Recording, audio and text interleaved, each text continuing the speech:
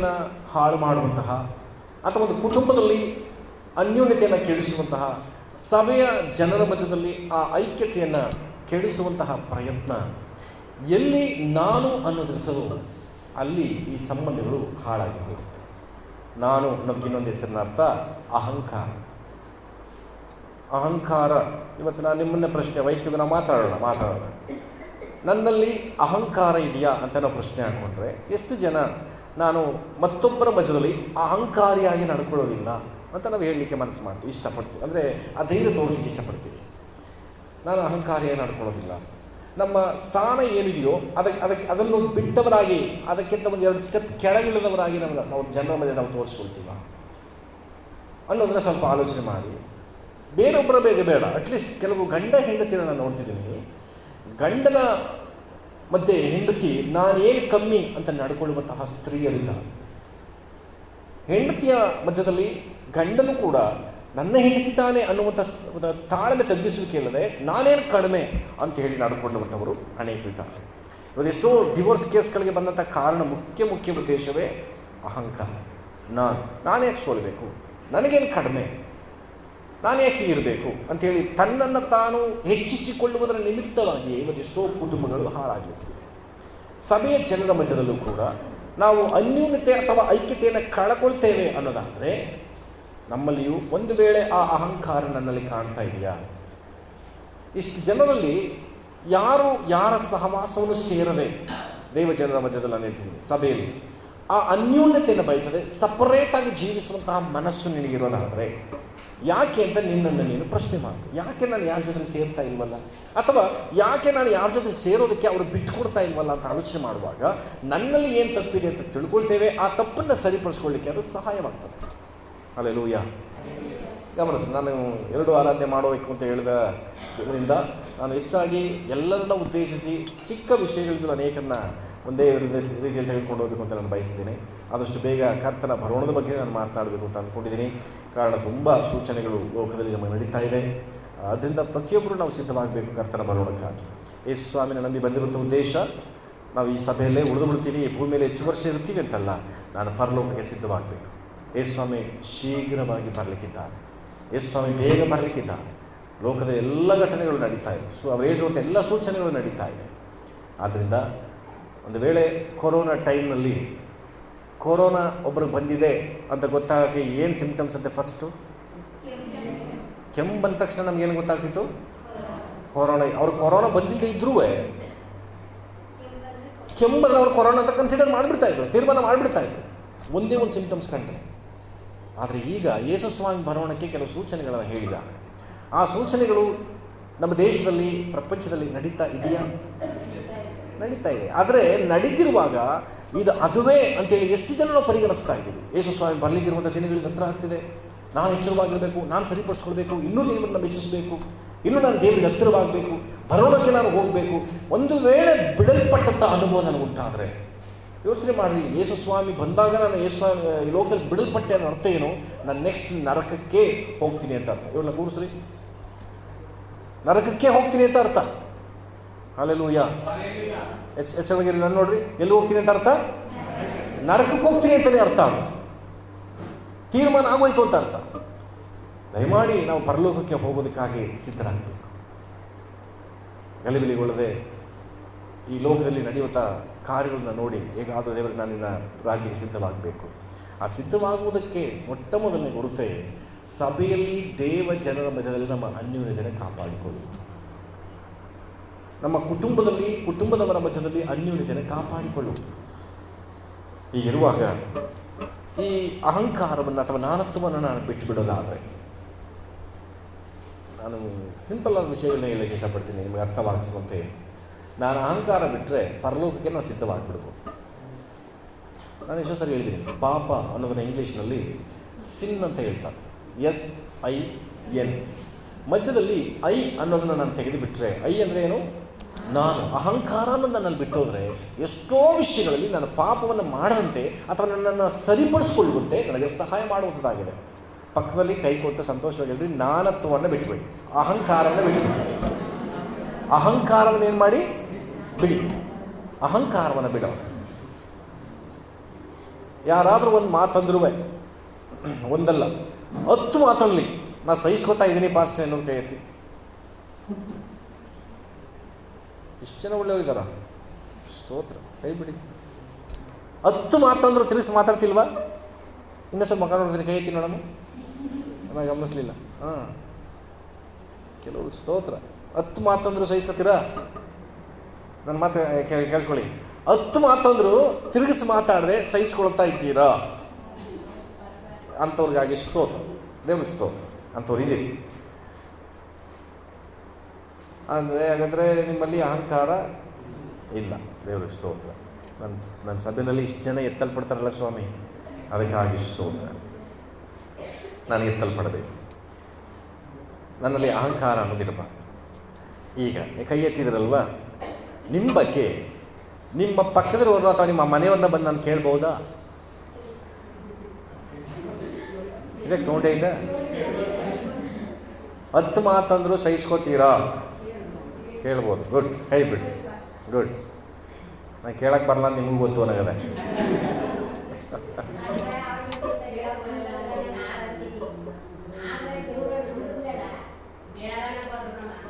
S, good. ದೇವ್ರ ಸ್ತೋತ್ರ. ಅಂಥ ಒಳ್ಳೆಯ ಸ್ವಭಾವಗಳಿಗಾಗಿ, ಅಂಥ ಬದಲಾವಣೆಗಳಿಗಾಗಿ ಸ್ತೋತ್ರ. ಸಹಿಸ್ಕೊಳ್ಳೋದನ್ನು ಕಲಿಯೋಣ.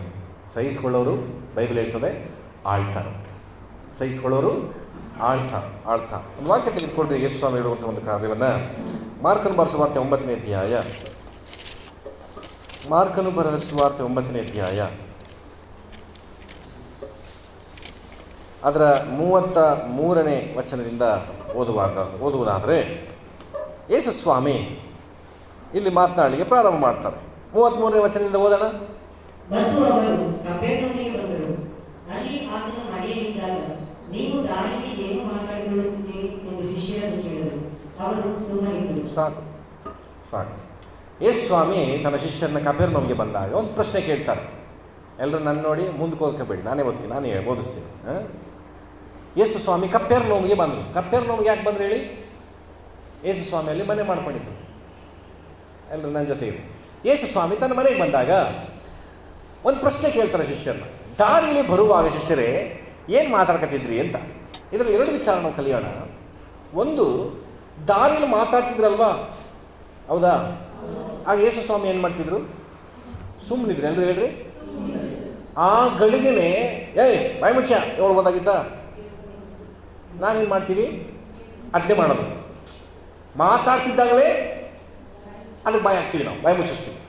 ಯೇಸು ಸ್ವಾಮಿ ಹೇಳ್ತಿದ್ದಾರೆ, ಮಾತಾಡಿಕೊಂಡು ಮನೆಗೆ ಬರೋವರೆಗೂ ಸುಮ್ಮನಿದ್ರಂತೆ. ಆ ಥರದವ್ರು ಯಾರಾದರೂ ಇದ್ದೀರಾ? ಮನೆಗೆ ಹೋದ್ಮೇಲೆ ಮಾತಾಡ್ಕೊಳ್ಳೋರು, ಅಥವಾ ಕಣ್ಣು ಜಾಗದಲ್ಲಿ ಏನು ಅನಿಸುತ್ತೋ ಅಲ್ಲೇ ಮಾತಾಡಿ ಮುಗಿಸ್ಬಿಡೋಂಥವ್ರು ನಮ್ಮ ಸಭೆಯಲ್ಲಿ ಜಾಸ್ತಿ ಇದ್ದೀರಾ? ನನ್ನ ಕುಟುಂಬದಲ್ಲೂ ಹಂಗೇನೆ. ಆ ಗಳಿಗೆ ಕಂಡಾಗ ಅಲ್ಲೇ ಏನು ಹೇಳ್ತಾರಲ್ಲ, ಏಕ್ ಬಾರ್ ದೋ ತುಕಡ, ಮುಗ್ದಾಯ್ತು ಅನಿಸಿದ್ದನ್ನು ಅಲ್ಲೇ ಮಾಡಿ ಮುಗಿಸ್ಬಿಡ್ಬೇಕು. ತಾಳ್ಮೆ ಗೆಳಮೆ ಇಲ್ಲ. ಇವಳು ತಪ್ಪು ಮಾಡಿದ್ದಾಳ, ಹೊಡೆದು ಮುಗಿಸ್ಬಿಡೋ ಅವ್ರ ಮನಸ್ಸ ಮುರಿದಾಕ್ಬಿಡ್ಬೇಕು ಅಷ್ಟೇ. ಇದಲ್ಲ. ಯೇಸು ಸ್ವಾಮಿ ಏನು ಮಾಡ್ತಿದ್ದಾರೆ? ಮಾತನಾಡುವವರೆಗೂ ಕೇಳಿಸ್ಕೊಂಡು ಮನೆಗೆ ಹೋದ್ಮೇಲೆ ಪ್ರಶ್ನೆ ಹಾಕ್ತಿದ್ದಾರೆ. ದಾರಿಯಲ್ಲಿ ಬರುವಾಗ ನೀವೇನು ಮಾತಾಡ್ಕತ್ತಿದ್ರಿ ಅಂತ ಹೇಳ್ತಾರೆ. ಶಿಷ್ಯರು ಏನು ಮಾಡಿದ್ರಂತೆ? ಸುಮ್ಮಗಿದ್ರಂತೆ. ಸುಮ್ಮನಿದ್ರು ಅರ್ಥ ಏನು? ಯಾರು ಮಾತಾಡೋದು ಕಷ್ಟ. ಇದೆಲ್ಲಿ ಕೇಳಿಸ್ಕೊಂಡ್ರೆ ಈ ಮನುಷ್ಯ. ಯೇಸು ಸ್ವಾಮಿ ಎಲ್ಲಿ ಕೇಳಿಸ್ಕೊಂಡ್ಬಿಟ್ರು ಅಂತ ಹೇಳಿ ಒಬ್ರಿಗೊಬ್ರು ಮುಖ ನೋಡಿಕೊಂಡು ಸುಮ್ಮನಿದ್ದಾರೆ. ಹಾಗೆ ಮುಂದುವರಿಸ್ತಿದ್ದಾರೆ. ಓದ್ರಿ 34ನೇ ವಚನ.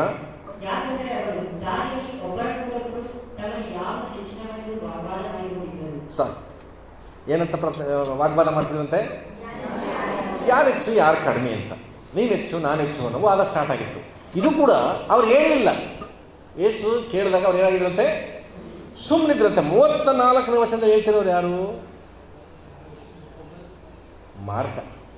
ಮಾರ್ಕ ಸುವಾರ್ತೆ ಇಲ್ವೇ ಇಲ್ಲಿ? ಈಗ ಮಾರ್ಕ ಹೇಳ್ತಾವನೆ. ಬೈಬಲ್ ಸ್ಟಡಿ ಮಾಡೋರು ಕೂಡ ಅದನ್ನು ಅರ್ಥ ಮಾಡ್ಕೊಳ್ರಿ.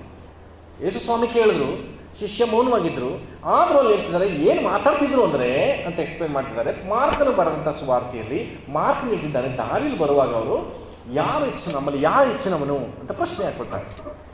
ಈ ಪ್ರಶ್ನೆಗೆ ಯೇಸು ಸ್ವಾಮಿ ಏನು ಮಾತಾಡದೆ ಮಾತಾಡ್ಕೊಳ್ಳಿ ಅಂತೇಳಿ ಬಂದರು. ಇವತ್ತು ನಾನು ಅದನ್ನೇ ಹೇಳ್ತೇನೆ, ನಾನು ಹೆಚ್ಚು ನಾನತ್ವ ಅನ್ನೋದು ಯಾರಲ್ಲಿ ಇರ್ತದೋ ಅವರು ಯೇಸುವಿಗೆ ಕಿರಿಕಿರಿಯನ್ನು ಉಂಟು ಮಾಡೋದು. ಕಿರಿಕಿರಿ ಉಂಟು ಮಾಡೋದು ಏನು? ತೊಂದರೆ ಕೊಡುವಂಥದ್ದು. ತೊಂದರೆ ಕೊಡುವಂಥದ್ದು.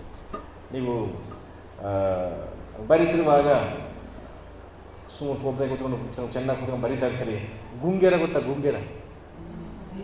ಗುಂಗುರು, ಹೌದಾ? ಏನು ಮಾಡ್ತೇಳಿ? ಬಂದು ಸೊಳ್ಳೆ ಥರ ಕಚ್ಚಿ ರಕ್ತ ಇರುತ್ತಾ? ಸುಮ್ಮನೆ ಸುತ್ತುತ್ತಾ ಅಷ್ಟೇ, ಪಕ್ಕಕ್ಕೆ ಬಂದು ಹಾರಾಡ್ತಿರ್ತಾ ಅಷ್ಟೇ. ಅದರ ಪಾಡಿಗೆ ಅದು ಏನಾಗುತ್ತೆ, ನಮಗೆ ಕಿರಿಕಿರಿ ಉಂಟಾಗುತ್ತೆ, ಬರೆಯೋಕ್ಕೆ ಮನಸ್ಸಾಗಲ್ಲ, ಇಂಟ್ರೆಸ್ಟ್ ಕೊಡೋಕ್ಕಾಗಲ್ಲ. ಅದೇನು ದೊಡ್ಡದು ನೊಣ ಕಂಡಾಗಿಲ್ಲ, ಜೋಣ ಕಂಡಾಗ ಕಾಟನೂ ಕೊಡಲ್ಲ, ಸಣ್ಣದೇ ಕಿರಿಕಿರಿ ಕೊಡ್ತದೆ. ಯೇಸು ಸ್ವಾಮಿ ಮಾತಾಡುವಂಥ ವಿಷಯ, ಯಾರು ತನ್ನಲ್ಲಿ ತಾನು ನಾನು ಹೆಚ್ಚು ನೀನು ಹೆಚ್ಚು ಅಂತ ಅಂದುಕೊಳ್ತಾರೋ ಅವ್ರ ಮನಸ್ಸನ್ನು ಕೆಡಿಸುತ್ತೆ ಯೇಸು ಸ್ವಾಮಿ ಮನಸ್ಸನ್ನು. ಯಾವಾಗ ನನ್ನ ಅರ್ಥ ಮಾಡ್ಕೊಳ್ತಾರೆ, ನಾನು ಯಾವುದಕ್ಕೋಸ್ಕರ ಬಂದೆ, ಯೇಸು ಸ್ವಾಮಿ ಇದನ್ನು ಕಲಿಸಬೇಕು ಅನ್ನೋ ಉದ್ದೇಶಕ್ಕೋಸ್ಕರವಾಗಿಯೇ ಇವರ ಈ ಆಲೋಚನೆ ತಿಳಿದೆ ಯೋಹಾನ ಬರೆಸುವಾರ್ತೆ 13ನೇ ಅಧ್ಯಾಯದಲ್ಲಿ ಯೇಸು ಸ್ವಾಮಿ ಏನು ಮಾಡ್ತಾರೆ ಹೇಳಿ? ಯೇಸು ಸ್ವಾಮಿ ಯೋಹಾನ ಬರೆಸುವಾರ್ತೆ 13ನೇ ಅಧ್ಯಾಯದಲ್ಲಿ ಓಕೆ ಶಿಷ್ಯರ ಕಾಲುಗಳನ್ನು ತೊಳೆಯುವಂಥ ಕೆಲಸವನ್ನು ಮಾಡಲಿಕ್ಕೆ ಪ್ರಾರಂಭ ಮಾಡ್ತಾರೆ. ಎದ್ದು ಸೊಂಟಕ್ಕೆ ತನ್ನ ಬಟ್ಟೆಯನ್ನು ಕಟ್ಟಿಕೊಂಡು ಪಾತ್ರೆಗಳಲ್ಲಿ ನೀರು ತೆಗೆದುಕೊಂಡು ಶಿಷ್ಯರ ಕಾಲುಗಳನ್ನು ಯಾಕೆ ತೊಳೆದ್ರು ಅಂದರೆ, ಅವರೊಳಗೆ ಅನ್ನಿಸ್ತಿತ್ತು ನಾನು ಹೆಚ್ಚು ನೀನು ಹೆಚ್ಚು ಅಂತ. ಒಂದು ವೇಳೆ ಪ್ರಸಂಗ ಕೇಳಿದಾಗ ಸರಿ ಬಿಡಯ್ಯ ನೀನು ಹೆಚ್ಚು ಅಂತ ಅಂದ್ಕೊಬಿಡೋರು. ಅವರು ಪ್ರಸಂಗ ಕೇಳಿದಾಗ ಏನಂತಿದ್ರು, ಒಂದು ಬೋಧನೆ ಕೇಳೋರು, ಪೇತ್ರ ಅಂತಿದ್ದೆ ಯೋಹಾನಿಗೆ, ಸರಿ ನೀನೇ ಹೆಚ್ಚು ಬಿಡು, ಅದ್ರಲ್ಲಿ ಮಾತಾಡ್ಕೊಂಡು ಬರ್ತಿದ್ದಲ್ವಾ, ನಾನೆಲ್ಲ ಹೆಚ್ಚು ನೀನೇ ಹೆಚ್ಚು ಅಂದ್ಬಿಡ್ತಿದ್ರು. ಸ್ವಲ್ಪ ಮುಂದೆ ಹೋಯ್ತಿದ್ದಾಗೆ ಇಲ್ಲ ನಾನೇ ಹೆಚ್ಚು ಮಿಸ್ ಆಗಿ ಅಂದ್ಬಿಟ್ಟು ಅಂತಿದ್ದ. ಅದನ್ನು ಅನುಭವದೊಂದಿಗೆ ಹೇಳಬೇಕು ಅಂತ ಯೇಸು ಸ್ವಾಮಿ ಏನು ಮಾಡ್ತಿದ್ರು, ಎದ್ದು ತಾನೇ ಶಿಷ್ಯರ ಕಾಲುಗಳನ್ನು ತೊಳೆದು ನಿಮ್ಮಲ್ಲಿ ಗುರುವು ಆಗಿರುವಂಥ ನಾನು ನಿಮ್ಮ ಕಾಲುಗಳನ್ನು ತೊಳೆದ ಪ್ರಕಾರವಾಗಿ ನೀವು ಕೂಡ ಒಬ್ಬರ ಕಾಲನೊಬ್ಬರು ಏನು ಮಾಡಿರಿ, ತೊಳೆಯುವ ಹಂಗಿನಲ್ಲಿದ್ದೀರಿ ಅಂತ ಯೇಸು ಸ್ವಾಮಿ ಕಲಿಸ್ಕೊಟ್ರು. ಗಮನಿಸ್ರಿ, ಯೇಸು ಸ್ವಾಮಿ ತಾನು ತೋರಿಸಿಕೊಟ್ಟು ಹೇಳ್ತಿದ್ದಾರೆ, ನಾನು ತಗ್ಗಿಸ್ಕೊಂಡಿದ್ದೀನಿ, ನೀವು ತಗ್ಗಿಸ್ಕೊಳ್ರಿ ಅಂತ. ಇವತ್ತು ಸಭಾಪಾಲಕನಾಗಿ ನಾನು ನನ್ನ ಸಭೆ ಜನರ ಮುಂದೆ ನಾನು ಒಬ್ರಿಗೆ ಹೇಳ್ತಾಯಿದ್ರು ಕೂಡ, ನಾನು ಸೇವಕ ಅಂತ ಡಿಗ್ನಿಟಿ ಕಾಪಾಡ್ಕೊಳ್ಳೋದ್ರಲ್ಲಿ ನಾನಿಲ್ಲ. ನಾನು ಸ್ಟೇಜ್ ಬಿಟ್ಟು ಇಳಿದು ಬಂದ ಮೇಲೆ ಯಾರ್ಯಾರ ಲೆವೆಲ್ಗೆ ಯಾವ ಲೆವೆಲ್ಗೆ ಇಳಿಬೇಕು ನಾನು ಇಳಿದೆ ಅವರ ಸಂಗಡ ನಾನು ಮಾತನಾಡ್ತೀನಿ. ನನ್ನ ಸ್ಥಾನವನ್ನು ಕಾಪಾಡ್ಕೊಳ್ತೀನಿ. ನಾನು ಏನು ಅನ್ನುವ ಥರದಲ್ಲಿ ನಾನತ್ವವನ್ನು ತೋರಿಸ್ಕೊಳ್ಳಿಕ್ಕೆ ನಾನು ಮನಸ್ಸು ಮಾಡೋದು. ಒಂದು ವೇಳೆ ನಿಮ್ಮಲ್ಲಿ ಯಾರಾದರೂ ಅದನ್ನು ಕಂಡಿದರೆ ನನಗೆ ವೈಯಕ್ತಿಕವಾಗಿ ಬಂದು ಅದನ್ನು ತೋರಿಸ್ಕೊಳ್ತೀನಿ, ಖಂಡಿತ ಅದರಲ್ಲಿ ನಾನು ಬದಲಾಯಿಸ್ಕೊಳ್ತೀನಿ. ಆದರೆ ನಾನಂತೂ ನನ್ನ ಪೌಲ ಹೇಳಿದಂತ ಹೇಳ್ತೀನಿ, ನಾನಂತೂ ಅನೇಕ ವಿಷಯಗಳಲ್ಲಿ ಅವರವರ ಸ್ಥಾನಕ್ಕೆ ತಗ್ಗಿಸಿಕೊಂಡವನಾಗಿಯೇ ನಾನು ನಡ್ಕೊಳ್ತಾ ಇದ್ದೇನೆ. ಹಲ್ಲೆಲೂಯಾ. ಹೀಗಿರುವಾಗ ಯೇಸು ಸ್ವಾಮಿ ಹೇಳ್ತಿದ್ದಾರೆ, ನನ್ನ ದಾರಿಲಿ ಏನು ಮಾತಾಡ್ಕೊಂಡು ಬರ್ತಿದ್ರಿ ಅಂತ ಗೊತ್ತಾದ ತಕ್ಷಣ ಅಲ್ಲಿ ಮುಂದೆ ವರ್ಷ ಹೇಳ್ತಾರೆ, 35ನೇ ವಚನ ಓದ್ರಿ.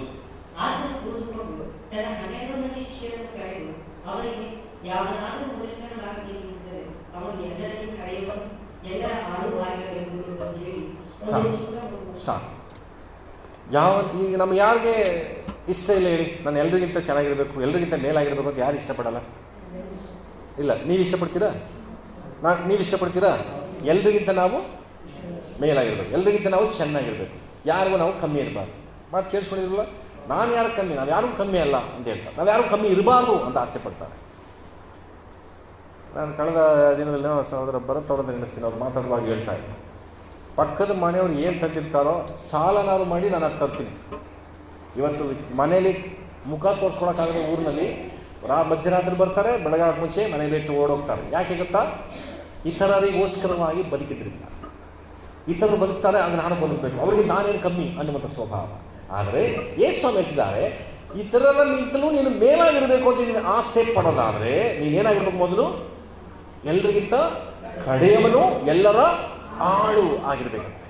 ಇವತ್ತು ನಿನ್ನ ಹೃದಯ ಎಲ್ರಿಗಿಂತ ಕಡೆಯವನು ಅನ್ನುವಂತಹ ನಡವಳಿಕೆ ಬಗ್ಗೆ ಹೇಳ್ತಿದ್ದೀನಿ. ಹಣದಲ್ಲ, ಕುಟುಂಬದಲ್ಲ, ನಿನ್ನ ಎಜುಕೇಷನ್ನಲ್ಲ, ನಿನ್ನ ಕೆಲಸದಲ್ಲ, ನನ್ನ ಆಂತರದಲ್ಲಿ, ನನ್ನ ಮನಸ್ಸಿನಲ್ಲಿ ಎಲ್ಲರಿಗಿಂತ ನಾನು ಕಡಿಮೆ ಅನ್ನೋ ಮನೋಭಾವನೆ ಯಾರಿಗಿದೆ ನಮ್ಮಲ್ಲಿ? ಮತ್ತಾಯನ ಬರೆಸುವಂಥ 5ನೇ ಅಧ್ಯಾಯ ಪರ್ವತ ಪ್ರಸಂಗ ಅಂತ ಹೇಳ್ತಾರೆ. ಅದರ ಪ್ರಾರಂಭದ ಏನು ಹೇಳ್ತದೆ ಗೊತ್ತಾ? ಆತ್ಮದಲ್ಲಿ ಬಡವರಾಗಿರುವವರು ಧನ್ಯರು. ಹಾಗಿದ್ರೆ ನಾನು ಬರವಣದ ಬಗ್ಗೆ ಸಿದ್ಧವಾಗಬೇಕು ಅನ್ನೋ ವಿಚಾರವನ್ನು ನಾನು ಮಾತನಾಡಿದೆ. ಯೇಸು ಸ್ವಾಮಿ ಬರವಣದಲ್ಲಿ ಯಾರು ಎತ್ತಲ್ಪಡ್ತಾರೆ ಅಂತ 3ನೇ ವಚನ ಹೇಳ್ತದೆ. ಯಾರು ಎತ್ತಲ್ಪಡ್ತಾರೆ ಅಂದರೆ ಆತ್ಮದಲ್ಲಿ ಬಡವರು ಅಂದರೆ ಎಲ್ರಿಗಿಂತ ನಾನು ಕಮ್ಮಿ ಅನ್ನೋದು. ಹಿಂದಿನ ದಿನಗಳಲ್ಲಿ ಇಲ್ಲಿ ಅನೇಕ ರೀತಿಯಲ್ಲಿ ಗಮನಿಸ್ರಿ. ಜೀತ ಪದ್ಧತಿ ಇದ್ದಂಥ ದಿನಗಳು ನೆನಪಿದೆಯಾ? ಜೀತ ಪದ್ಧತಿ ನೆನಪಿದೆಯಲ್ವ? ನಮ್ಮೂರುಗಳಲ್ಲಿ ಅವರವರ ಮೇಲ್ಜಾತಿಗೆ ಸ್ಥಳಗಳಲ್ಲಿ ಹೋಗಿ ಜೀತ ಮಾಡುವಂಥದ್ದು, ಅವರು ಕೆಲಸ ಮಾಡಿ ಎಷ್ಟೋ 1,000 ರೂಪಾಯಿ ಕೊಟ್ಬಿಟ್ರೆ ಎಷ್ಟೋ ವರ್ಷಗಳು ಅವರು ದುಡಿಬೇಕಾಗ್ತಿತ್ತು. ಅವರು ಚಿಕ್ಕ ವಯಸ್ಸಿನವರು ಕೂಡ ನಮ್ಮ ಹಿರಿಯರನ್ನ ಹೆಂಗೆ ಕರಿತಿದ್ರು ಗೊತ್ತಾ? ಹೆಸರು ಕರಿತಾಯಿದ್ರು. ಹೌದಾ? ಬಯ್ಯೋ ಹೋಗಯ್ಯ ಈ ಥರ ಮಾತಾಡಿಸ್ತಿದ್ರು. ಹೌದು ತಾನೇ? ಹಿರಿಯರನ್ನು ಕೂಡ ಅವರ ಜೀತ ಮನೆಯಿದ್ದಂಥ ಮನೆಗಳಲ್ಲಿ ಕೇವಲವಾಗಿ ಮಾತನಾಡ್ತಾಯಿದ್ರು. ಯಾವಾಗಲೂ ಗದರಿಸಿ ಬೈದೇ ಮಾತನಾಡ್ತಾಯಿದ್ರು. ಆಗ ಜನ ಯಾವ ರೀತಿ ವರ್ತಿಸ್ತಾ ಇದ್ರು ಜೀತಕ್ಕೆ ಸೇರಿದಂಥವ್ರು? ಆಯಿತು ಬುದ್ಧಿ, ಸರಿ ಬುದ್ಧಿ, ಹೌದಾ, ಎಲ್ಲರೂ ಇದ್ದೀರಾ, ನಿದ್ದೆ ಬರ್ತಾ ಇದೆಯಾ, ಸರಿ ಬುದ್ಧಿ, ಯಾಕೆ ಹೇಳಿ, ಅವ್ರಿಗಿಂತ ನಾನು ಕಡಿಮೆ, ಇನ್ನೇನು ಅಲ್ಲ ಅನ್ನೋ ಮನೋಭಾವನೆ ಅವ್ರಿಗೆ ಬಂದಿಲ್ಲ. ಅವ್ರಿಗೆ ಏಜಲ್ಲಿ ದೊಡ್ಡವರಾಗಿದ್ದರು, ಜ್ಞಾನದಲ್ಲಿ ಬುದ್ಧಿಯಲ್ಲಿ ದೊಡ್ಡವರಾಗಿದ್ದರು. ಆದರೂ ಕೂಡ ನಾನು ಏನೂ ಅಲ್ಲ, ಕಾರಣ ನಾನು ಅವ್ರಿಗಿಂತ ಯಾವುದರಲ್ಲೂ ಮೇಲಾಗಿರೋಕ್ಕಾಗಲ್ಲ ಅಂತೇಳಿ ಅವರು ತಿಳ್ಕೊಂಡ್ಬಿಟ್ಟಿದ್ರು. ಇವತ್ತು ನಾವು ತಿಳ್ಕೊಳ್ಬೇಕು, ವಿದ್ಯಾಭ್ಯಾಸ ಎಷ್ಟೇ ಹೆಚ್ಚಾದರೂ, ಹಣ ಎಷ್ಟೇ ಹೆಚ್ಚಾದರೂ, ಜ್ಞಾನ ಎಷ್ಟೇ ಹೆಚ್ಚಾದರೂ, ನಿನ್ನ ಬೆಳವಣಿಗೆಯಲ್ಲಿ ಎಷ್ಟೇ ಅಭಿವೃದ್ಧಿ ಕಂಡಿದ್ರು, ಆಂತರದಲ್ಲಿ ಬೈಬಲ್ ಹೇಳ್ತದೆ ಆತ್ಮದಲ್ಲಿ ಬಡವರಾಗಿರುವವರು, ಮತ್ತಾಯ 5 ಅದರ 3ನೇ ವರ್ಷ ಹೇಳ್ತದೆ ಆತ್ಮದಲ್ಲಿ ಬಡವರಾಗಿರುವವರು ಧನ್ಯರು, ಪರಲೋಕ ರಾಜ್ಯ ಅವರು. ಯೇಸು ಹೇಳ್ತಿದ್ದಾರೆ, ನನ್ನಲ್ಲಿ ನೀನೆಚ್ಚು ಅಂತ ಕಿತ್ತಾಡೋದ್ರಿಂದ ನೀವು 12 ಜನ ಒಟ್ಟಿಗಿರೋಕ್ಕಾಗಲ್ಲ, ನೀವು ನನ್ನ ಸೇವೆಯನ್ನು ಇನ್ನು ಮುಂದುವರ್ಸ್ಕೊಂಡು ಹೋಗೋಕ್ಕಾಗಲ್ಲ. ಈ ಸಭೆ ಚಾಮರಾಜನಗರದಲ್ಲಿ ಇದನ್ನು ಪ್ರಾರಂಭ ಮಾಡಿ ಈ ಸೇವೆಯನ್ನು ಇನ್ನೂ ವೃದ್ಧಿ ಮಾಡ್ಕೊಂಡು ಹೋಗಬೇಕು ನಾನು ನೀವು ಅಂತ ಹೇಳಿದ್ರೆ, ಈ ಶಿಷ್ಯರಂತೆ ಈ ಮನೋಭಾವನೆ ನಮ್ಮಲ್ಲಿ ಬಂದುಬಿಟ್ರೆ, ಯಾವುದು ನಾನೆಚ್ಚು ನೀನೆಚ್ಚು ಅನ್ನುವಂಥ ಮನೋಭಾವನೆ ಬಂದುಬಿಟ್ರೆ ಇದು ಮುಂದುವರಿಯಲ್ಲ ಅಂತ ಯೇಸು ಸ್ವಾಮಿ ತಿಳಿದು ಈಗ ಒಂದು ಸಾಮ್ಯವನ್ನು ಹೇಳ್ತಿದ್ದಾರೆ. ಈಗ ಒಂದು ಉದಾಹರಣೆಯನ್ನು ಯೇಸು ಸ್ವಾಮಿಗೆ ಹೇಳ್ತಿದ್ದ. ತೆಗೆದುಕೊಂಡು ಮಾರ್ಕನ ಬರೆಸುವಂತೆ 9ನೇ ಅಧ್ಯಾಯಕ್ಕೆ ಬಂತೆ ಬನ್ನಿರಿ.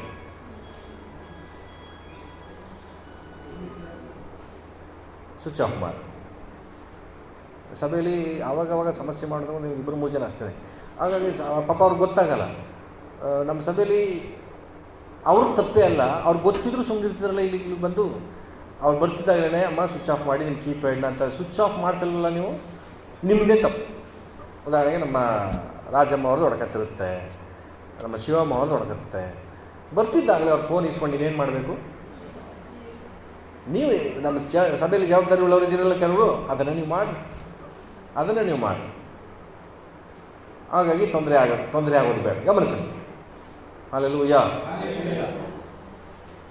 ಮೊಬೈಲ್ ಸ್ವಿಚ್ ಆಫ್ ಮಾಡಿರಿ ಅಂತ ಒಂದು ಬೋರ್ಡ್ ಹಾಕಿ ಅಂತ ನಮ್ಮ ದ ಗ್ರೇಟ್ ಅಭಿಷೇಕ್ ಅವರಿಗೆ ಎಷ್ಟೋ ತಿಂಗಳಿಗೆ ಹೇಳ್ಬಿಟ್ಟೆ, ಈ ವಾರ ನಾನೇ ತಂದಂಟಿಸ್ತೀನಿ ಮೊಬೈಲ್ ಸ್ವಿಚ್ ಆಫ್ ಮಾಡಿರಿ ಅನ್ನೋವಂಥ ಪೋಸ್ಟ್ನ ನಾನೇ ತಂದಂಟಿಸ್ತೀನಿ.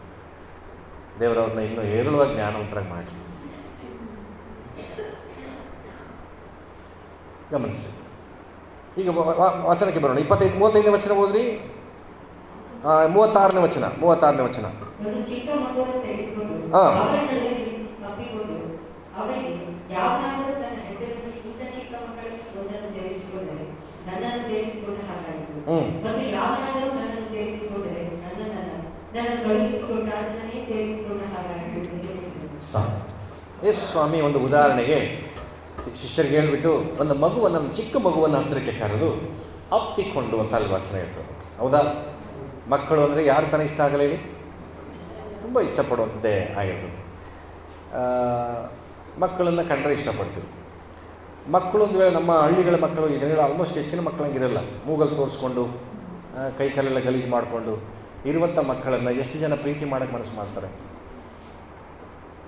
ಚೆನ್ನಾಗಿ ಅದು ಎದ್ದು ಸ್ನಾನ ಮಾಡಿಸಿ ಪೌಡ್ರ್ ಹಾಕಿ ಕಳಿಸಿದ್ರೆ ಮಾತ್ರ ಒಂಚೂರು ಎತ್ಕೊಂಡು ಉತ್ತಿಕೊಳ್ಳೋಂಥ ಮಕ್ಕಳು ಜನರು ಇದ್ದಾರೆ, ಮಕ್ಕಳನ್ನ ಇಷ್ಟಪಡುವಂಥವ್ರು. ಆದರೆ ಮಕ್ಕಳು ಗಲೀಜಾಗಿದ್ದಾಗ ಒಂಥರ ತಿರಸ್ಕಾರ ಮಾಡಿ ಹೋಗುವಂಥವ್ರು ಇದ್ದಾರೆ. ಇಲ್ಲಿ ಯೇಸು ಸ್ವಾಮಿ ಹೇಳ್ತಾರೆ, ಒಂದು ಚಿಕ್ಕ ಮಗುವನ್ನು ಹತ್ತಿರಕ್ಕೆ ಕರೆದು ಅಪ್ಪಿಕೊಂಡು ಹೇಳ್ತಿದ್ದಾರೆ, ನಿಮ್ಮಲ್ಲಿ ಯಾವನಾದರೂ ಇಂಥ ಚಿಕ್ಕ ಮಕ್ಕಳಲ್ಲಿ ಒಂದನ್ನು ಸೇರಿಸಿಕೊಂಡ್ರೆ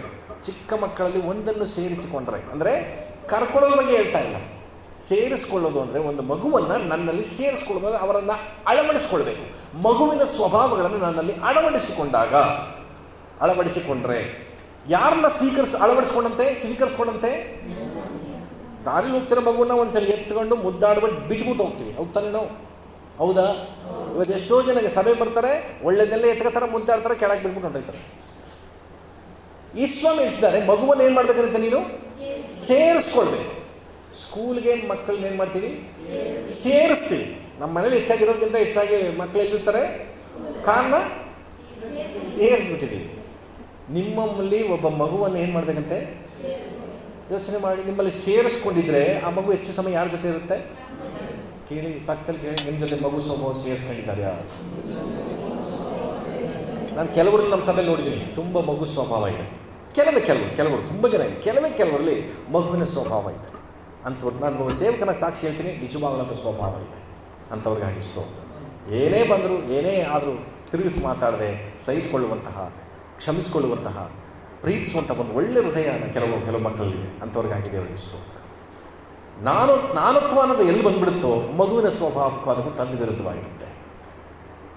ಈ ಮಗುವಿನ ಬಗ್ಗೆ ಹೇಳ್ತಿದ್ದಾರೆ, ಮಗುವನ್ನು ಸೇರಿಸ್ಕೊಂಡ್ರೆ ಯೇಸು ಹೇಳ್ತಿದ್ದಾರೆ ನನ್ನನ್ನೇ ಸೇರಿಸ್ಕೊಂಡಾಗಾಯಿತು. ಅಷ್ಟು ಮಾತ್ರ ಅಲ್ಲ, ನನ್ನನ್ನು ಕಳುಹಿಸಿಕೊಟ್ಟಂಥ ತಂದೆಯನ್ನು ಕೂಡ ಏನು ಮಾಡ್ತೀರಿ ನೀವು? ಸೇರಿಸಿಕೊಂಡ ಹಾಗಾಯಿತು. ಯೋಹಾನ ಬರೆದ ಸುವಾರ್ತೆಯಲ್ಲಿ ಒಂದು ಮಾತು ಹೇಳ್ತದೆ, ತೆಗೆದುಕೊಳ್ಳ್ರಿ. ಯಾರದು? ಬಂದ ತಕ್ಷಣ ಇಷ್ಟು ಹೇಳಿದ್ರು ನೆನ್ಪಿಟ್ಕೊಳ್ಳು. ಮೊಬೈಲ್ ಆಫ್ ಮಾಡಿಲ್ಲ ನೀವು ನೋಡಿ.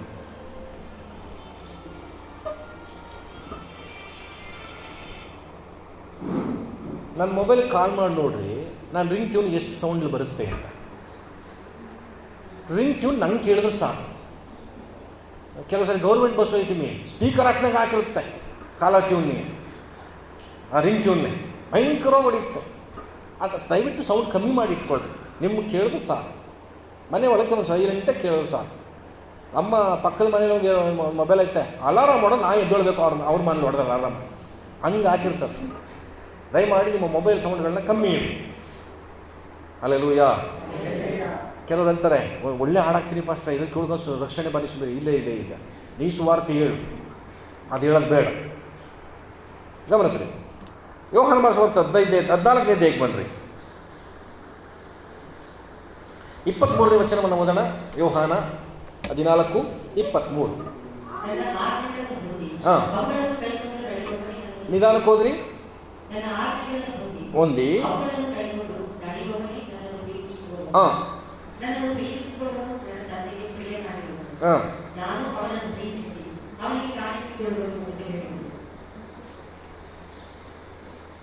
23ನೇ ವಚನ ಓದಿದ್ರೆ ನಾನೇ ಓದ್ತೀನಿ. ಹಾಂ, ಇರಿ ನಾನೇ ಓದ್ತೀನಿ ರೀ. ಯಾರಾದರೂ ನನ್ನನ್ನು ಪ್ರೀತಿಸೋನಾದರೆ ನನ್ನ ಮಾತನ್ನು ಕೈಗೊಂಡು ನಡೆಯುವನು. ನಾನು ಇಷ್ಟು ವರ್ಷ ಓದ್ತಿದ್ದೀನಲ್ಲ ಆ ಮೆಥಡ್ನ ಅಭ್ಯಾಸ ಮಾಡಿ. ವಾಯ್ಸ್ ವೇರಿಯೇಷನ್ ಅರ್ಥ ಆಗ್ಬಿಡ್ಬೇಕು. ನ್ಯೂಸ್ ಪೇಪರ್ನ ಪಟ ಮಾಡಿ ಓದಬಾರ್ದು.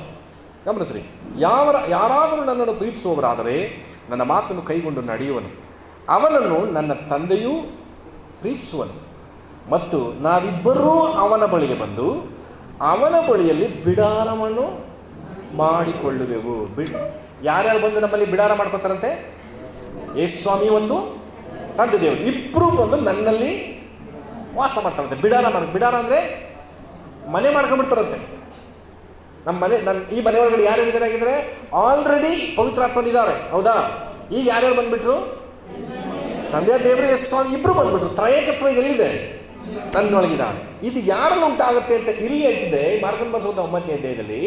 ಯಾರಾದರೂ ಒಬ್ಬ ಚಿಕ್ಕ ಮಗುವನ್ನು ಸೇರಿಸಿಕೊಂಡ್ರೆ ಆಗ ನನ್ನನ್ನು ಕಳುಹಿಸಿಕೊಟ್ಟ ಆತನನ್ನು ಸೇರಿಸಿಕೊಂಡಾಗಾಯಿತು. ಇದುವೇ ಯೇಸುವನ್ನು ಪ್ರೀತಿಸುವುದಕ್ಕೆ ಗುರುತು. ಯೇಸು ಸ್ವಾಮಿನ ಪ್ರೀತಿಸ್ತೀನಿ, ನಾನು ಸಭೆಗೆ ಬರ್ತೀನಿ, ಯೇಸು ಸ್ವಾಮಿ ನಂಬ್ತೀನಿ ಅಂತ ಹೇಳ್ತಿದ್ದೀರಲ್ಲ, ನೀನು ಪ್ರೀತಿಸುವವನಾಗಿದ್ದರೆ ಒಬ್ಬ ಚಿಕ್ಕ ಮಗುವನ್ನು ನನ್ನಲ್ಲಿ ಸೇರಿಸಿಕೊಂಡಂತಹ ಸ್ವಭಾವ ನಿನ್ನಲ್ಲಿ ಎದ್ದು ಕಾಣಬೇಕು. ನಮಗೆ ಯಾರೂ ಕೂಡ ಚಿಕ್ಕ ಮಕ್ಕಳ ಸ್ವಭಾವ ಗೊತ್ತಿಲ್ಲ ಅಂತೇನಿಲ್ಲ. ನಮ್ಮೆಲ್ಲರ ಮನೆಗಳಲ್ಲಿ ಚಿಕ್ಕ ಮಕ್ಕಳಿದ್ದಾರೆ, ಹೊರಗಡೆ ಎಲ್ಲ ಚಿಕ್ಕ ಮಕ್ಕಳನ್ನ ನಾವು ನೋಡ್ತಿರ್ತೀವಿ. ಮಕ್ಕಳು ಎಲ್ಲ ಸಂದರ್ಭದಲ್ಲಿಯೂ ದೀನತೆ ಉಳ್ಳವರಾಗಿರ್ತಾರೆ. ಅಂದರೆ ದೀನತೆ ಉಳ್ಳವರಾಗಿರಲ್ಲ, ದೀನತೆಯೇ ಅವರಾಗಿರ್ತಾರೆ. ಅಹಂಕಾರ ಇನ್ನೂ ಕಲ್ತಿಲ್ಲ, ಅವರು ಬೆಳೆದಿಲ್ಲ. ಮಕ್ಕಳ ಸ್ವಭಾವ ಯಾವತ್ತೂ ಕೂಡ ಮತ್ತೊಬ್ಬರಿಗೆ ಹೆಚ್ಚಿಸಿಕೊಳ್ಳುವಂಥ ಕಾರ್ಯಗಳಿಲ್ಲ.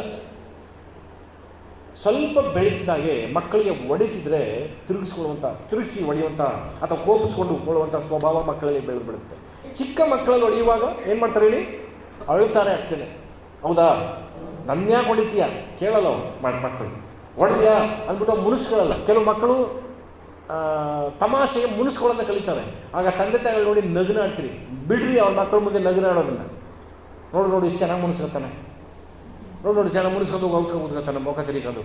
ಅದನ್ನು ಎಂಕರೇಜ್ ಮಾಡಬೇಡಿ, ಹಂಗೆ ಮಾಡಬೇಡಿ, ಮಾತು ಕಲಿಸ್ರಿ ಅದನ್ನು. ಹಲ್ಲೆಲೂಯಾ. ಮಕ್ಕಳ ಸ್ವಭಾವ ಅದಾಗಿರ್ತದೆ, ಯಾರನ್ನು ದ್ವೇಷಿಸದೆ, ಯಾವುದನ್ನು ದೊಡ್ಡದಾಗಿ ತೆಗೆದುಕೊಳ್ಳದೆ, ತಿರಸ್ಕಾರ ಮಾಡದೆ ನಾನು ಅನ್ನುವಂಥ ಸ್ವಭಾವ ಮಕ್ಕಳಲ್ಲಿ ಇರೋದೇ ಇಲ್ಲ. ಈ ರೀತಿಯಾಗಿ ನಾವು ಮಕ್ಕಳನ್ನು ಕಂಡ ಮೇಲೆ ಯೇಸು ಸ್ವಾಮಿ ಹೇಳ್ತಿದ್ದಾರೆ, ಒಬ್ಬ ಚಿಕ್ಕ ಮಗುವನ್ನು ಹತ್ರಕ್ಕೆ ಕರೆದು ಈ ಮಗುವನ್ನು ಒಂದು ಚಿಕ್ಕ ಮಗುವನ್ನು ಒಬ್ಬರು ಸೇರಿಸಿಕೊಂಡ್ರೆ ನನ್ನನ್ನು ನಾನು ಕಳುಹಿಸಿಕೊಂಡ ತಂದೆಯನ್ನು ಸೇರಿಸಿಕೊಂಡ ಹಾಗಾಯಿತು ಅಂತ ಯೇಸು ಸ್ವಾಮಿ ಹೇಳ್ತಿದ್ದಾರೆ. ಹಾಗಿದ್ರೆ ನಾನು ಚಿಕ್ಕ ಮಗುವಿನ ಸ್ವಭಾವವುಳ್ಳವಳಾಗಿ ನಡೀತೀನ? ಸ್ತ್ರೀಯರೇ ಗಮನಿಸ್ರಿ, ಸ್ತ್ರೀಯರೇ ಮಕ್ಕಳನ್ನು ಹೆತ್ತಂಥವ್ರನ್ನ ಇದ್ದೀರಿ. ಮಕ್ಕಳನ್ನು ಎತ್ತದೇ ಇದ್ದರೂ ಅಕ್ಕನ ಮಕ್ಕಳನ್ನು, ತಂಗಿ ಮಕ್ಕಳನ್ನು, ಕುಟುಂಬದವ್ರ ಮಕ್ಕಳನ್ನು ಬೆಳೆಸುವಂಥ ಸ್ತ್ರೀಯರಿದ್ದೀರಿ. ಮೊಮ್ಮಕ್ಕಳನ್ನ ಸಾಕಿದಂಥವ್ರು ಇದ್ದೀರಿ.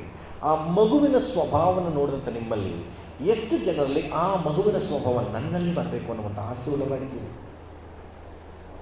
ಕೆಲವು ಅನ್ಯರನ್ನು ನಾನು ನೋಡಿದ್ದೀನಿ, ಯೇಸು ಸ್ವಾಮಿನ ನಂಬದೇ ಇರುವಂಥ ಅನ್ಯರನ್ನು ನಾನು ನೋಡಿದ್ದೀನಿ. ಮಗುವಿನ ಸ್ವಭಾವವುಳ್ಳವರಾಗಿ ಕೆಲವರು ನಡ್ಕೊಳ್ತಾರೆ. ಅವ್ರಿಗೆ ಹೇಳಿಲ್ಲ ಗ್ರಂಥ ಹೀಗಿರುವೆ ಅಂತ, ಬಟ್ ನನಗೆ ಸತ್ಯ ಮೇಲೆ ಹೇಳ್ಕೊಟ್ಟಿದೆ, ನಾನು ಮಗುವಿನ ಸ್ವಭಾವದಂತೆ ನಾನು ನಡ್ಕೊಳ್ಬೇಕು. ಇವತ್ತು ನಾವು ಎಷ್ಟು ಜನ ಮಗುವಿನಂತೆ ನಾವಿದ್ದೀವಿ?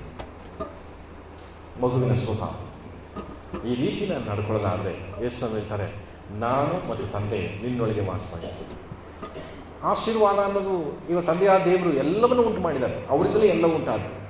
ಅವರು ನನ್ನಲ್ಲಿದ್ದರೆ ನನ್ನಲ್ಲಿ ಏನಿರಲ್ಲ, ಎಲ್ಲವನ್ನೂ ನನ್ನಲ್ಲಿ ದೇವರು ಕ್ರಿಯೇಟ್ ಮಾಡ್ತಾರೆ. ಒಂದು ವೇಳೆ ಅಂಗಗಳು ವ್ಯತ್ಯಾಸವಾಗಿದೆ ನಿಮ್ಮಲ್ಲಿ, ಬಾಡಿಲಿ ಕಿಡ್ನಿ ಪ್ರಾಬ್ಲಮ್ ಇದೆಯಾ? ಗಮನಿಸ್ರಿ, ಕಿಡ್ನಿ ಪ್ರಾಬ್ಲಮ್ ಇದೆಯಾ?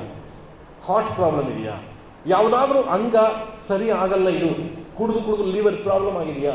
ಒಂದು ವೇಳೆ ಅದು ಹೊಸ ಕಿಡ್ನಿ, ಹೊಸ ಅಂಗ ಉತ್ಪತ್ತಿ ಆಗಬೇಕು ಅಂದರೆ ಈ ಕಾರ್ಯ ಆದವ್ರಿಗೆ ಆಗ್ತದೆ. ಒಂದು ಸೀಕ್ರೆಟ್ ಗಮನಿಸ್ರಿ, ಯೇಸು ಸ್ವಾಮಿನ ನಂಬಿ ಪ್ರಾರ್ಥನೆ ಮಾಡುವವರು ಎಲ್ಲರಿಗೂ ಹೊಸ ಅಂಗಗಳು ಉತ್ಪತ್ತಿ ಆಗಲ್ಲ. ಹೊಸ ಅಂಗಗಳನ್ನು, ಹೊಸ ಸೃಷ್ಟಿಯನ್ನು ಮಾಡಿದ್ದು ಯೇಸು ಸ್ವಾಮಿ ಅಲ್ಲ, ತಂದೆಯಾದ ದೇವರು. ಹೌದಾ? ನಾನು ತ್ರೈಕತ್ವದಲ್ಲಿ ಹೇಳ್ತೀನಿ, ಯೇಸು ಸ್ವಾಮಿ ಉಂಟು ಮಾಡಿದ್ರೆ ತಂದೆ ದೇವರು ಉಂಟು ಮಾಡಿದ್ರೆ, ತಂದೆ ದೇವರು ಏನೆಲ್ಲ ನುಡಿತಾರೋ ಅದೆಲ್ಲ ಉಂಟಾಗುತ್ತಂತೆ. ಇವತ್ತು ತಂದೆ ದೇವರೇ ನನ್ನೊಳಗೆ ಬಂದರೆ, ಇವತ್ತು ನಮ್ಮೊಳಗೆಲ್ಲ ಯಾರಿದ್ದಾರೆ ಗೊತ್ತಾ? ನಾನು ಸಂತೋಷ ಪಡ್ತೀನಿ, ನಿಮ್ಮ ಮೇಳೆಗೆಲ್ಲ ಯೇಸು ಸ್ವಾಮಿ ಇದ್ದಾರೆ. ಯಾರಿದ್ದಾರೆ? ಆದರೆ ದುಃಖ ಪಡೋ ಸಂಗತಿ ಏನಂದರೆ, ತಂದೆ ದೇವರು ನಿಮ್ಮ ಹತ್ರ ಇಲ್ಲ. ಏನು?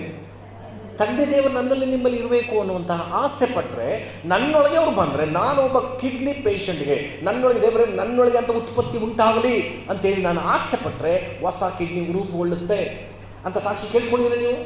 ಯಾಕೆ ನನ್ನಲ್ಲಿ ನಿಮ್ಮಲ್ಲಿ ನಡೀತಾ ಇಲ್ಲ ಅಂದರೆ ತಂದೆ ದೇವರು ನಾವು ಅವಕಾಶ ಕೊಟ್ಟಿಲ್ಲ.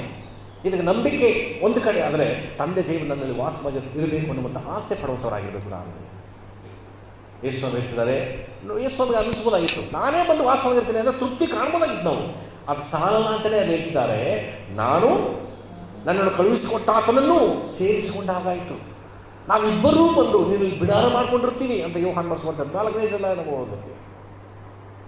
ಹಲ್ಲೆಲೂಯಾ. ಮುಂದೆ ಓದ್ಬಿಟ್ರಿ, ಕಡೆಯದಾಗಿ 24ನೇ ವಚನ. ಇಲ್ಲಿ ಬನ್ನಿರಿ, ಮತ್ತೆ ಮಾರ್ಕಿಗೆ ಬನ್ನಿರಿ. ಮಾರ್ಕನ ಬರೆಸುವಂತೆ 9ನೇ ಅಧ್ಯಾಯ ಅದರ 37ನೇ ವಚನ ಮತ್ತೊಂದು ಸರಿ ಓದೋಣ.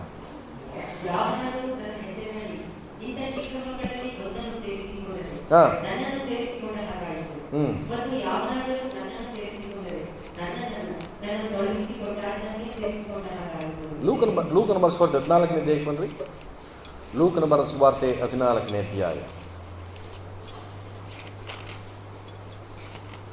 14ನೇ ಅಧ್ಯಾಯ ಅದರ 7ನೇ ವಚನದಿಂದ ಓದೋಣ.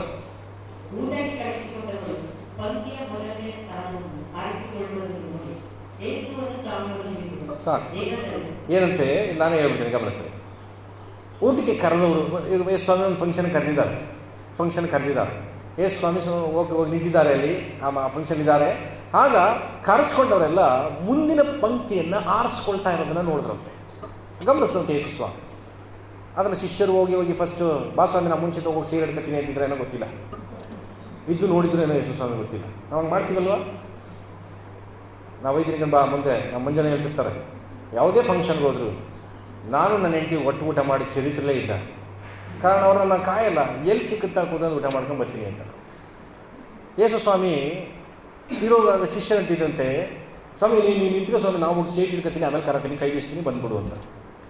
ಇದನ್ನೆಲ್ಲ ಯೇಸು ಸ್ವಾಮಿ ಗಮನಿಸ್ಬಿಟ್ಟು ಹೇಳ್ತಿದ್ದಾರೆ, ಪಂಕ್ತಿಯಲ್ಲಿ ನಾನು ಮುಂದಿನ ಸ್ಥಾನಕ್ಕೆ. ಇವತ್ತು ಕೆಲವು ಸಾರಿ ನಾವು ಆಸೆ ಪಡ್ತೀವಿ, ಇದನ್ನು ಯಾವುದಾದ್ರು ಫಂಕ್ಷನ್ ಕರೀತಾರೆ, ಒಂದು ಮದುವೆ ಕರೀತಾರೆ, ಮದುವೆ ಕರೆದಾಗ ಅಥವಾ ಹಬ್ಬ ಕರೀತಾರೆ, ಮುಖ್ಯವಾಗಿ ಹಬ್ಬಕ್ಕೆ ಹೋಗೋದು ಜಾಸ್ತಿ ನಮ್ಮ ಜನ, ಹಬ್ಬಕ್ಕೆ ಹೋಗ್ತಾರೆ. ಆ ಹಬ್ಬದ ಮನೆಯವರು ಎಷ್ಟೇ ಬ್ಯುಸಿ ಇದ್ದರು, ನಾನು ಬರ್ತಿದ್ದಾಗೆ ಮನೆಯಲ್ಲಿ ಈಚ್ಕೊಂಡು ಬಂದರೆ ಬನ್ನಿ ಅನ್ಬೇಕು. ಹೌದಾ? ಅನ್ನಿಲ್ಲ ಅಂದರೆ ಪಕ್ಕದಲ್ಲಿ ಕೂತಿರ್ತೀನಿ, ಹಾಗೇನೂ ಬೇಜಾರಾಗಲ್ಲ. ನನಗಿಂತ ಲೇಟಾಗಿ ಇನ್ನೊಬ್ಬ ಬರ್ತಾರೆ, ಈಚೆ ಓಡ್ ಬಂದರೆ ಉರಿಯತ್ತ. ನನಗೆ ನನ್ನ ಕರೆದಿದ್ದು ನಂಗೆ ದೊಡ್ಡದು ಅನಿಸ್ಲಿಲ್ಲ, ಕರೀದಿರೋದು. ಈಗ ಬಂದವ್ರನ್ನ ಏನು ಮಾಡಿದ್ರು, ಓಡ್ ಬಂದು ಕರೆದ್ರು, ನನ್ನ ಯಾಕೆ ಕರಲಿಲ್ಲ. ಈ ಥರ ಅಹಂಕಾರವನ್ನು ಏನು ಮಾಡ್ತಾರೆ, ಮತ್ತೊಬ್ಬರ ಸನ್ಮಾನವನ್ನು ಸಹಿಸೋದಿಲ್ಲ. ಈಗ ಯೇಸು ಸ್ವಾಮಿ ಹೇಳ್ತಿದ್ರು 8ನೇ ವಚನದಿಂದ ಓದೋಣ.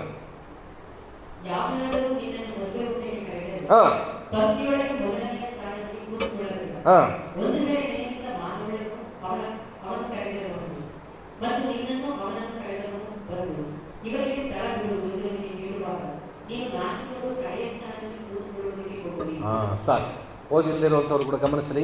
ಒಂದು ಕಥೆ ರೂಪದಲ್ಲಿ ಎಷ್ಟು ಹೇಳ್ತಾರೆ, ಯಾರಾದರೂ ನಿನ್ನನ್ನು ಮದುವೆಯ ಪಂಕ್ತಿಗೆ ಕರೆದಾಗ ನೀನು ಫಸ್ಟ್ ಎಲ್ಲಿಗೆ ಹೋಗ್ಬೇಡ, ಮುಂದಿನ ಸ್ಥಾನಕ್ಕೆ ಹೋಗಿ ಕೂತ್ಕೊಂಡ್ಬಿಡಬೇಡ, ಮುಂದಿನ ಸ್ಥಾನಕ್ಕೆ ಹೋಗಿ ಕೂತ್ಕೊಂಡ್ಬಿಡ್ಬೇಡ.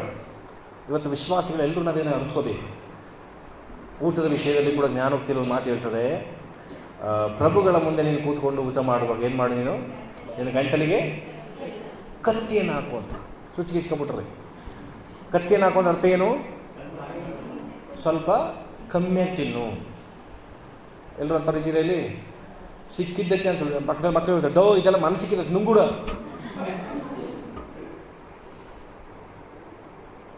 ಅದಲ್ಲ, ಜನರ ಮುಂದೆ ನಾವು ಕೂತಾಗ ಊಟ ಒಂದು ವೇಳೆ ತುಂಬ ಕಡಿಮೆ ತಿಂದರೂ ಸರಿ, ಜನ ನನ್ನನ್ನು ನೋಡ್ತಿದ್ದಾರೆ ಅಂತ ಗೌರವದಿಂದ ತಿಂದು ಬರಬೇಕು ಅಂತ. ಇಲ್ಲಿ ಪಂಕ್ತಿಲಿ ಕರೆದಾಗ ಅಥವಾ ಒಂದು ಸ್ಥಾನಕ್ಕೆ ಕರೆದಾಗ, ಒಂದು ಫಂಕ್ಷನ್ಗೆ ಕರೆದಾಗ ಫಸ್ಟ್ ಚೇರ್ಗೆ ಬಂದು ಕೂತ್ಕೊಂಡ್ಬಿಡ್ಬೇಡ.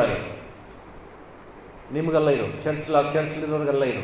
ಹಾಗಾದ್ರೆ ಲಾಸ್ಟ್ ಚೇರ್ಲೆ ಕೂತ್ಕೊತೀನಿ ಪಾಸ್ಟರ್ ಬರಬಾರ್ದಿಂದ ಅನ್ಬೇಡಿ, ಮುಂದಕ್ಕೆ ಚೇರ್ಗೆ ಬನ್ನಿ, ಸಭೆಯಲ್ಲಿ ಕೂತ್ಕೋಬೇಕಾಗುತ್ತೆ. ಒಂದು ಪಂಕ್ತಿಗೆ ಕರೆದಾಗ ದೇವ್ರ ವಾಕ್ಯ ಹೇಳ್ತಾ ಇರೋದು, ಪಂಕ್ತಿಗೆ ಕರೆದಾಗ ಫಸ್ಟ್ ಲೈನ್ ಅಪೇಕ್ಷಿಸಬೇಡ.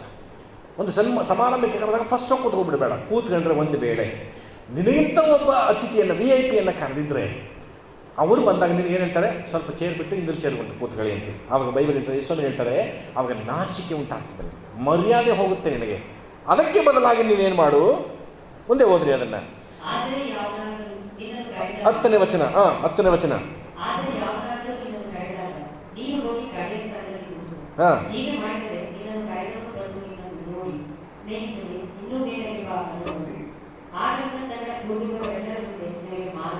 ಏನಾಗುತ್ತಂತೆ? ಮಾನ ಬರುತ್ತಂತೆ. ಈಗ ಇವರಿಗೆ ಮಾನ ಹೇಗೆ ಬಂತು? ತನ್ನನ್ನು ತಾನು ತಗ್ಗಿಸ್ಕೊಂಡ. ಶಿಷ್ಯರಲ್ಲಿ ಏನು ಮಾಡಿದ್ರು? ಮಾರ್ಕ 9ನೇ ನಾನೆಚ್ಚು ನೀನೆಚ್ಚು, ಪೈಪೋಟಿ ಉಂಟಾಯಿತು. ಇವತ್ತು ನಮ್ಮ ಜೀವನದಲ್ಲಿ ಗಮನಿಸಿ, ಸಭೆಯೊಳಗೂ ಕೂಡ ನಾನು ಫಸ್ಟು, ನಾನು ಮೊದಲ ಬೆಳೆದವನು, ನಾನು ಫಸ್ಟ್ ಬಂದವನು ಸಭೆಗೆ, ನಾನು ಸೇವಕರಿಗೆ ಹತ್ತಿರವಾದವನು, ಈಗ ಯಾವ ಭಾವನೆಯು ನಮ್ಮಲ್ಲಿ ಕಾಣಬಾರ್ದು. ನಾವು ಯಾರಿಗೂ ಕೂಡ ಹೆಚ್ಚಲ್ಲ ಅಂತ ಒಂದು ತಗ್ಗಿಸುವಂಥ ಮನೋಭಾವನೆ. ಕಡೆಯಾಗಿ ಅದೇ ವಚನ ಹೇಳ್ತಾರೆ, 11ನೇ ವಚನ, ತನ್ನನ್ನು ತಗ್ಗಿಸಿಕೊಳ್ಳುವ ಪ್ರತಿಯೊಬ್ಬನು, ತನ್ನನ್ನು ಹೆಚ್ಚಿಸಿಕೊಳ್ಳುವ ಪ್ರತಿಯೊಬ್ಬನು ತಗ್ಗಿಸಲ್ಪಡುವನು, ತನ್ನನ್ನು ತಗ್ಗಿಸಿಕೊಳ್ಳುವವನು ಹೆಚ್ಚಿಸಲ್ಪಡುವನು. ಈ ವಚನ ನಮಗೆ ಎಷ್ಟೇ ಸಾರಿ ಬೈಬಲ್ನಲ್ಲಿ ಗೊತ್ತಿದ್ರೂ ನಾನು ತಗ್ಗಿಸಿಕೊಂಡವನಾಗಿ ಹೆಚ್ಚಿಸ್ಕೊಳ್ಬೇಕು ಅನ್ನುವಂಥ ಮನೋಭಾವನೆ ಇಲ್ಲ. ಕುಟುಂಬದಲ್ಲಿ ತಗ್ಗಿಸ್ಕೊಳ್ಳೋದು ಅಂದರೆ ಹೇಗೆ? ನನ್ನ ಜೊತೆ ಇರಲಿ. ಕುಟುಂಬದಲ್ಲಿ ತಗ್ಗಿಸ್ಕೊಳ್ಳೋದು ಅಂದರೆ ಹೇಗೆ? ಎಲ್ರಿಗೂ ಊಟ ಕೊಟ್ಮೇಲೆ ನಂಗೆ ಕೊಡಲ್ಲ ಆಸ್ತಿ ಅಂತ ಕೇಳೋಲ್ಲ, ಇಲ್ಲ. ಆದರೆ ಎಂಥ ಸನ್ನಿವೇಶದ ಮಾತುಗಳು ಬಂದಾಗಲೂ ಪರವಾಗಿಲ್ಲ ಅಂತ, ನಾನು ಏನೂ ಅಲ್ಲ, ಪರವಾಗಿಲ್ಲ, ಸಹಿಸ್ಕೊಳ್ತೀನಿ ಅನ್ನುವಂಥ ತಗ್ಗಿದ ಮನೋಭಾವನೆಯನ್ನು ಜಯಿಸುವಾಗ ಸತ್ಯವೇದ ಹೇಳ್ತದೆ, ನೀನು ಎಲ್ರಿಗಿಂತ ಸತ್ಯವೇದ ಯಾವತ್ತೂ ಸುಳ್ಳಾಗೋದಿಲ್ಲ, ಮೇಲಾಗ್ತೀಯ. ಇವತ್ತು ಕೆಲವ್ರನ್ನ ನೋಡಿರ್ಬೋದು ನೀವು, ಕುಟುಂಬದಲ್ಲಿ ಏನೇನೋ ಅಲ್ಲದೆ ಇರ್ತಕ್ಕಂಥವನ್ನೇ ದೇವರು ಉಪಯೋಗಿಸ್ತಾ ಇದ್ದಾರೆ. ನಾನು ಅದನ್ನು ಕಾಣ್ತಿದ್ದೀನಿ ಕೂಡ. ಕೆಲವರಲ್ಲಿ ತಿರಸ್ಕಾರಕ್ಕೆ ಒಳಗಾದಂಥವರು ಇವತ್ತು ನಾಯಕರಾಗಿ ಕುಟುಂಬವನ್ನು ಯಜಮಾನರಾಗಿ ನಡೆಸುವಂಥವರಾಗಿದ್ದಾರೆ, ಅವರನ್ನೇ ಆಶ್ರಯಿಸಿ ಬರುವಂಥವರಾಗಿದ್ದಾರೆ. ಇವರು ಏನಿಗೂ ಪ್ರಯೋಜನವಿಲ್ಲ ಅಂತ ಹೇಳಿದಂಥವರೇ ಅವನನ್ನೇ ಆಶ್ರಯಿಸಿ ಬರುವಂತೆ ದೇವರು ಮಾಡಿದ್ದಾರೆ. ಆ ರೀತಿ ಯಾಕೆ ಅಂದರೆ ತಗ್ಗಿಸಿಕೊಳ್ಳುವಂಥ ಮನೋಭಾವನೆ. ಯೇಸು ಸ್ವಾಮಿ ನಮಗೆ ಮಾದರಿ ತೋರಿಸಿದ್ದಾರೆ, ತನ್ನನ್ನು ತಾನೇ ತಗ್ಗಿಸಿಕೊಂಡು. ಯೇಸು ಸ್ವಾಮಿ ಈ ಲೋಕದಲ್ಲಿ ಕಲಿತದ್ದು ವಿಧೇಯತೆ. ಯಾವ ರೀತಿ ಕಲ್ತರಂತೆ ಅವರು? ತನ್ನನ್ನು ತಾನು ತಗ್ಗಿಸಿಕೊಳ್ಳೋದ್ರ ನಿಮಿತ್ತವಾಗಿ ವಿಧೇಯತೆಯನ್ನು ಕಲ್ತ್ಕೊಂಡು ದಾಸನ ರೂಪವನ್ನು ಧರಿಸಿ. ಯೇಸುಸ್ವಾಮಿ ಎಲ್ಲ ವಿಚಾರಗಳು ನೋಡ್ರಿ, ಎಲ್ಲ ವಿಷಯ ಇವತ್ತು ದೇವರ ಯೇಸುಸ್ವಾಮಿಯ ದೇವರು ಅಂತ ಯಾಕೆ ಹೇಳ್ತೀವಿ ಅಂದರೆ ಅವನು ತಗ್ಗಿಸಿಕೊಂಡದ್ರಿಂದ. ನನ್ನ ಸಭೆಯಲ್ಲಿ ನೀವು ಮೇಲಾಗಬೇಕಾ? ನಿಮ್ಮ ಕುಟುಂಬದಲ್ಲಿ ನೀವು ಮೇಲಾಗಬೇಕಾ? ಮೊದಲು ನೀವೇನಾಗಿರ್ರಿ? ಪಕ್ಕದಲ್ಲಿ ನಿಮಗಿಂತ ನಾನು ತಗ್ಗಿಸ್ಕೊಳ್ತೀನಿ, ನಿಮಗಿಂತ ನಾನು ತಗ್ಗಿಸ್ಕೊಳ್ಳೋವನಾಗಿರ್ತೀನಿ. ಸಭೆಯಲ್ಲಿ ಗಮನಿಸ್ರಿ, ಒಬ್ರಿಗೊಬ್ಬರು ಗಮನಿಸ್ರಿ. ನೀವು ತಗ್ಗಿಸಿದ ಮನೋಭಾವನೆ ಉಳ್ಳವರಾಗಿ ಜೀವಿಸಲಿಕ್ಕೆ ಮನಸ್ಸು ಮಾಡಿ. ನಾನು ಏನೂ ಅಲ್ಲೋ ಅನ್ನೋ ಮನೋಭಾವನೆ, ಆತ್ಮದಲ್ಲಿ ಬಡತನ. ಪ್ರಿಯ ದೇವಜನರೇ, ನಮ್ಮಲ್ಲಿ ಹೇಗಾದರೂ ಕಾಣುವಂಥ ಸ್ವಭಾವ, ನಾನು ಯಾರ ಕಮ್ಮಿ ಅನ್ನೋದು. ಯೇಸುವನ್ನು ಉದಾಹರಣೆಯಾಗಿ ಹೇಳಿದ್ದಾರೆ, ಚಿಕ್ಕ ಮಗುವನ್ನು ತೋರಿಸಿ. ಇಲ್ಲಿ ಒಂದು ಮದುವೆ ಪಂಕ್ತಿಗೆ ಕರೆದಾಗ ಎಲ್ಲೇ ಆದರೂ ಕೂಡ ಈಗ ನನಗೆ ಗೊತ್ತಿರೋದು ಯಾರೆಲ್ಲ ಬಿಡು ನೆನೆಸ್ಬೇಡ್ರಿ. ಎಂಥ ಸ್ಥಳದಲ್ಲೂ ದೇವರ ವಾಕ್ಯ ಇಂಥ ಸನ್ನಿವೇಶಗಳ ಮೇಲೆ ನೆನಪಾಗಿದೆ. ತಗ್ಗಿಸಿಕೊಳ್ಳುವಂಥ ಮನೋಭಾವ. ಇನ್ನೊಂದು ವಾಕ್ಯ ತೆಗೆದು ಇದೇ ಲೂಕನ ಬರೆಸುವಂಥ 18ನೇ ಅಧ್ಯಾಯ 9ನೇ ವಚನದಿಂದ ಓದೋಣ. ಲೂಕ 18:9 ವಚನ.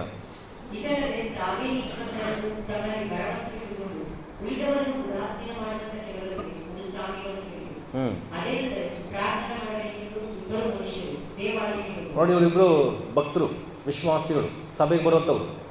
ಇದರಲ್ಲಿ ತಗ್ಗಿಸಲಿಕ್ಕೇನು ದೇವರು ತೋರಿಸಿದ್ದಾರೆ ನೋಡ್ರಿ.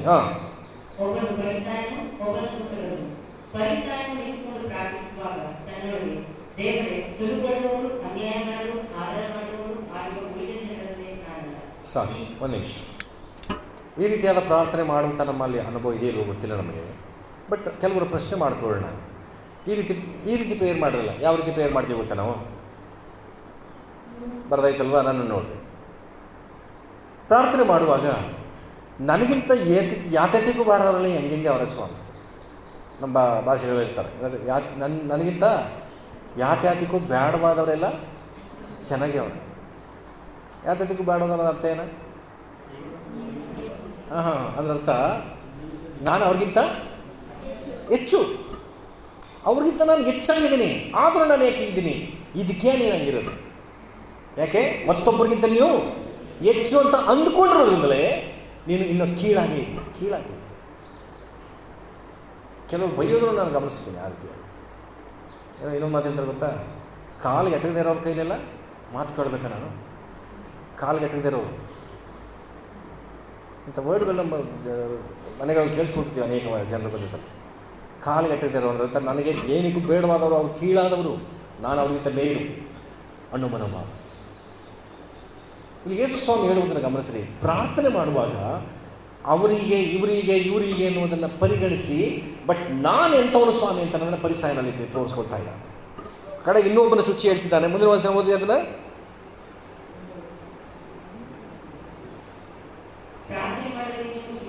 11ನೇ ವಚನ.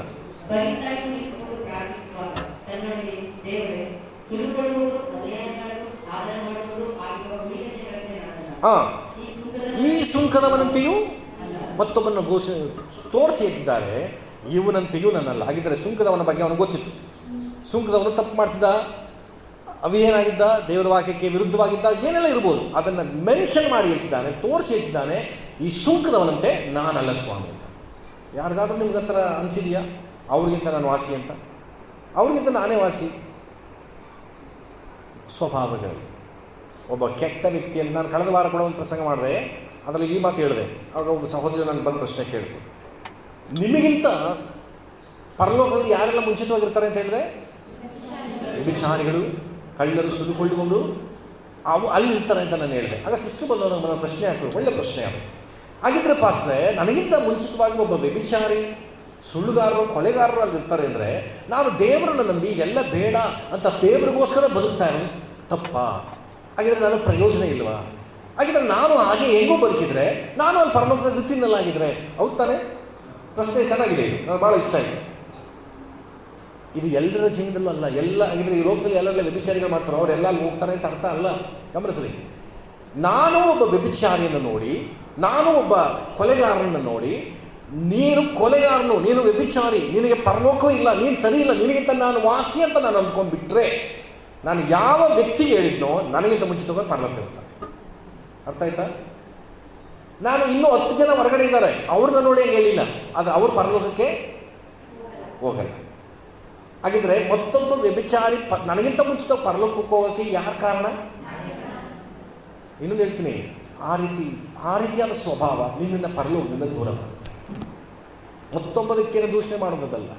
ಬಟ್ ಇಲ್ಲಿ ಹೇಳ್ತಿದೆ, ಸುಂಕದವನ ಕುರಿತಾಗಿ ಇವನು ಸುಂಕದವನು ಸರಿ ಇಲ್ಲ ಸ್ವಾಮಿ ಅಂತ ಹೇಳ್ಬಿಟ್ಟ. ಬಟ್ ನೆಕ್ಸ್ಟ್ ವಚನ ಹೇಳ್ತದೆ, 14ನೇ ವಚನ ಓದ್ರಿ.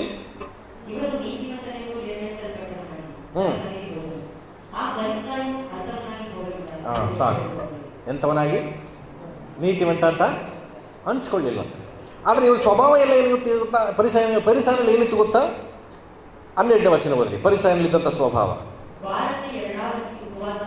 ಇಲ್ಲಿ ಯಾರಾದರೂ ಇದ್ದೀರಾ? ವಾರಕ್ಕೆ 2 ಆವರ್ತಿ ಉಪವಾಸ ಮಾಡೋರಿದ್ದೀವಾ? ವರ್ಷ ಪೂರ್ತಿ ಇದ್ದೀರಾ? ಇಲ್ಲ ಅಲ್ವಾ? ಮುಂದಕ್ಕೆ ಹೋದ್ರಿ.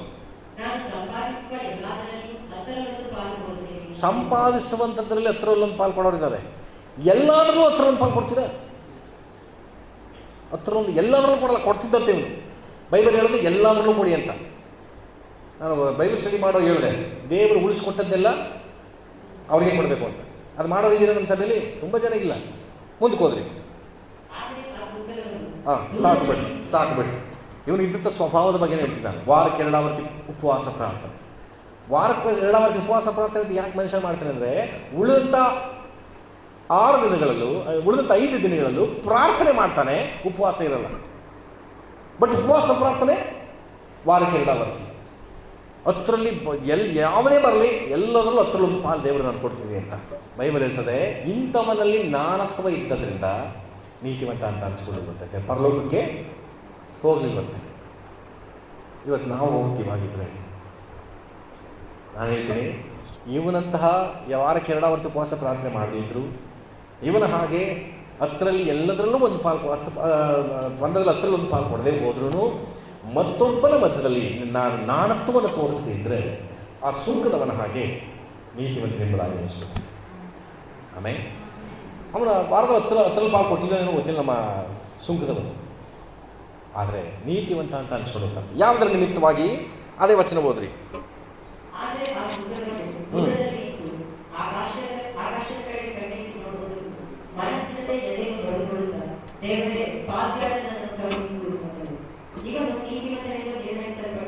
ಸಾಕು. ಹೇಗೆ ಬಡ್ಕೊಳ್ತಾ ಪಾಪಿಯಾದ ನನ್ನನ್ನು ಕರುಣಿಸು. ದೇವರ ಕಡೆಗೆ, ಆಕಾಶದ ಕಡೆ ಕಣ್ಣಿಂತೂ ಕೂಡ ಮನಸ್ಸಿಲ್ಲದೆ ದೇವರ ಮುಂದೆ ತಗ್ಗಿಸಿಕೊಂಡವನಾಗಿ, ದೇವರೇ ನಾನು ಎಂಥವನು ಅಂತ ನನಗೆ ಗೊತ್ತು ಸ್ವಾಮಿ, ದೇವರೇ ನೀನು ನನ್ನ ಆಶೀರ್ವಾದ ಮಾಡಿ. ಎಂಥ ಒಂದು ದೀನ ಮನೋಭಾವ.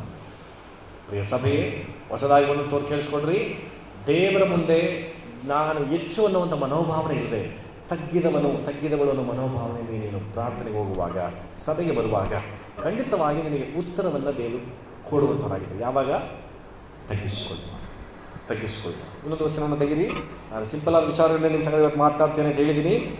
22ನೇ ಅಧ್ಯಾಯಕ್ಕೆ ಬನ್ನಿರಿ. ಮತ್ತು ಲೂಕನ ಬರೆಸುವಂಥ 22ನೇ ಅಧ್ಯಾಯ ಅದರ 24ನೇ ವಚನವನ್ನು ಓದೋಣ.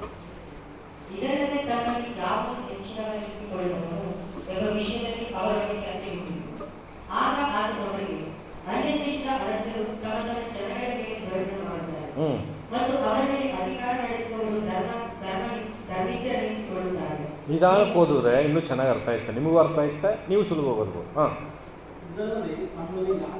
ಹಂಗೆ ಓದೋದು.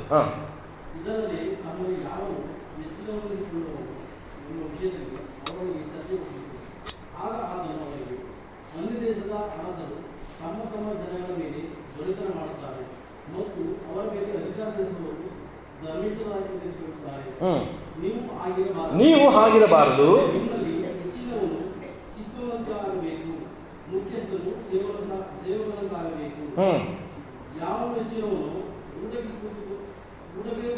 ಯಾವನು ಹೆಚ್ಚಿನವನು ಊಟಕ್ಕೆ ಕೂತವನು ಸೇವೆ ಮಾಡುವನು. ಊಟಕ್ಕೆ ಕೂತವನಲ್ಲವೇ?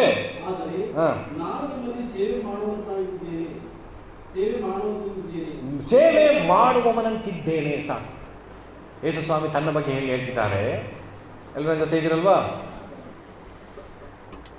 ನಿಮ್ಮಲ್ಲಿ ಹಾಗಿರಬಾರದು ಅಂದ್ರೆ ಅರ್ಥ ಏನು? ಆ ಥರ ಇರಬಾರ್ದು. ಯೇಸು ಅನುಭವಿಸುವಂಥದ್ದು ನೀವು ಹಂಗಿರಬೇಡಿ. ಯಾವ ಥರ? ಅಧಿಕಾರಿಗಳು ಯಾವ ರೀತಿ ಅರಸರುಗಳು ದೊರೆತನ ಮಾಡ್ತಾರೆ ಅಂದರೆ ಅಹಂಕಾರದಲ್ಲಿ, ನಾನು ನನ್ನ ಮಾತು ನಡಿಬೇಕು ಅನ್ನುವಂಥ ಕಾರ್ಯ ಇರುತ್ತದೆ. ಇವತ್ತು ನಿಮ್ಮಲ್ಲಿ ಅನಿಸಿದೆಯಾ ನಮ್ಮ ಮನೇಲಿ ನನ್ನ ಮಾತೇ ನಡಿಬೇಕು ಅನ್ನೋದು? ಇಲ್ವಾ? ನನ್ನ ಮಾತೇ ನಡಿಬೇಕು, ಸರಿನೋ ತಪ್ಪೋ ನನ್ನ ಮಾತೇ ನಡಿಬೇಕು.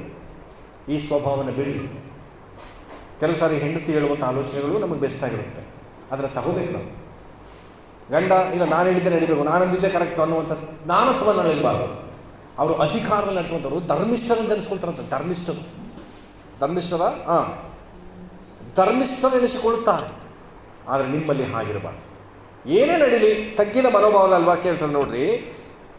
ನಿಮ್ಮಲ್ಲಿ ಹೆಚ್ಚಿನವನು ಚಿಕ್ಕವನಂತಾಗಬೇಕು, ಮುಖ್ಯಸ್ಥನು ಸೇವಕನಂತಾಗಬೇಕು. ಯಾವ ಹೆಚ್ಚಿನವನು ಅಂತೇಳಿ ಪ್ರಶ್ನೆ ಕೇಳ್ತಿದ್ದಾರೆ. ಏನಂತ?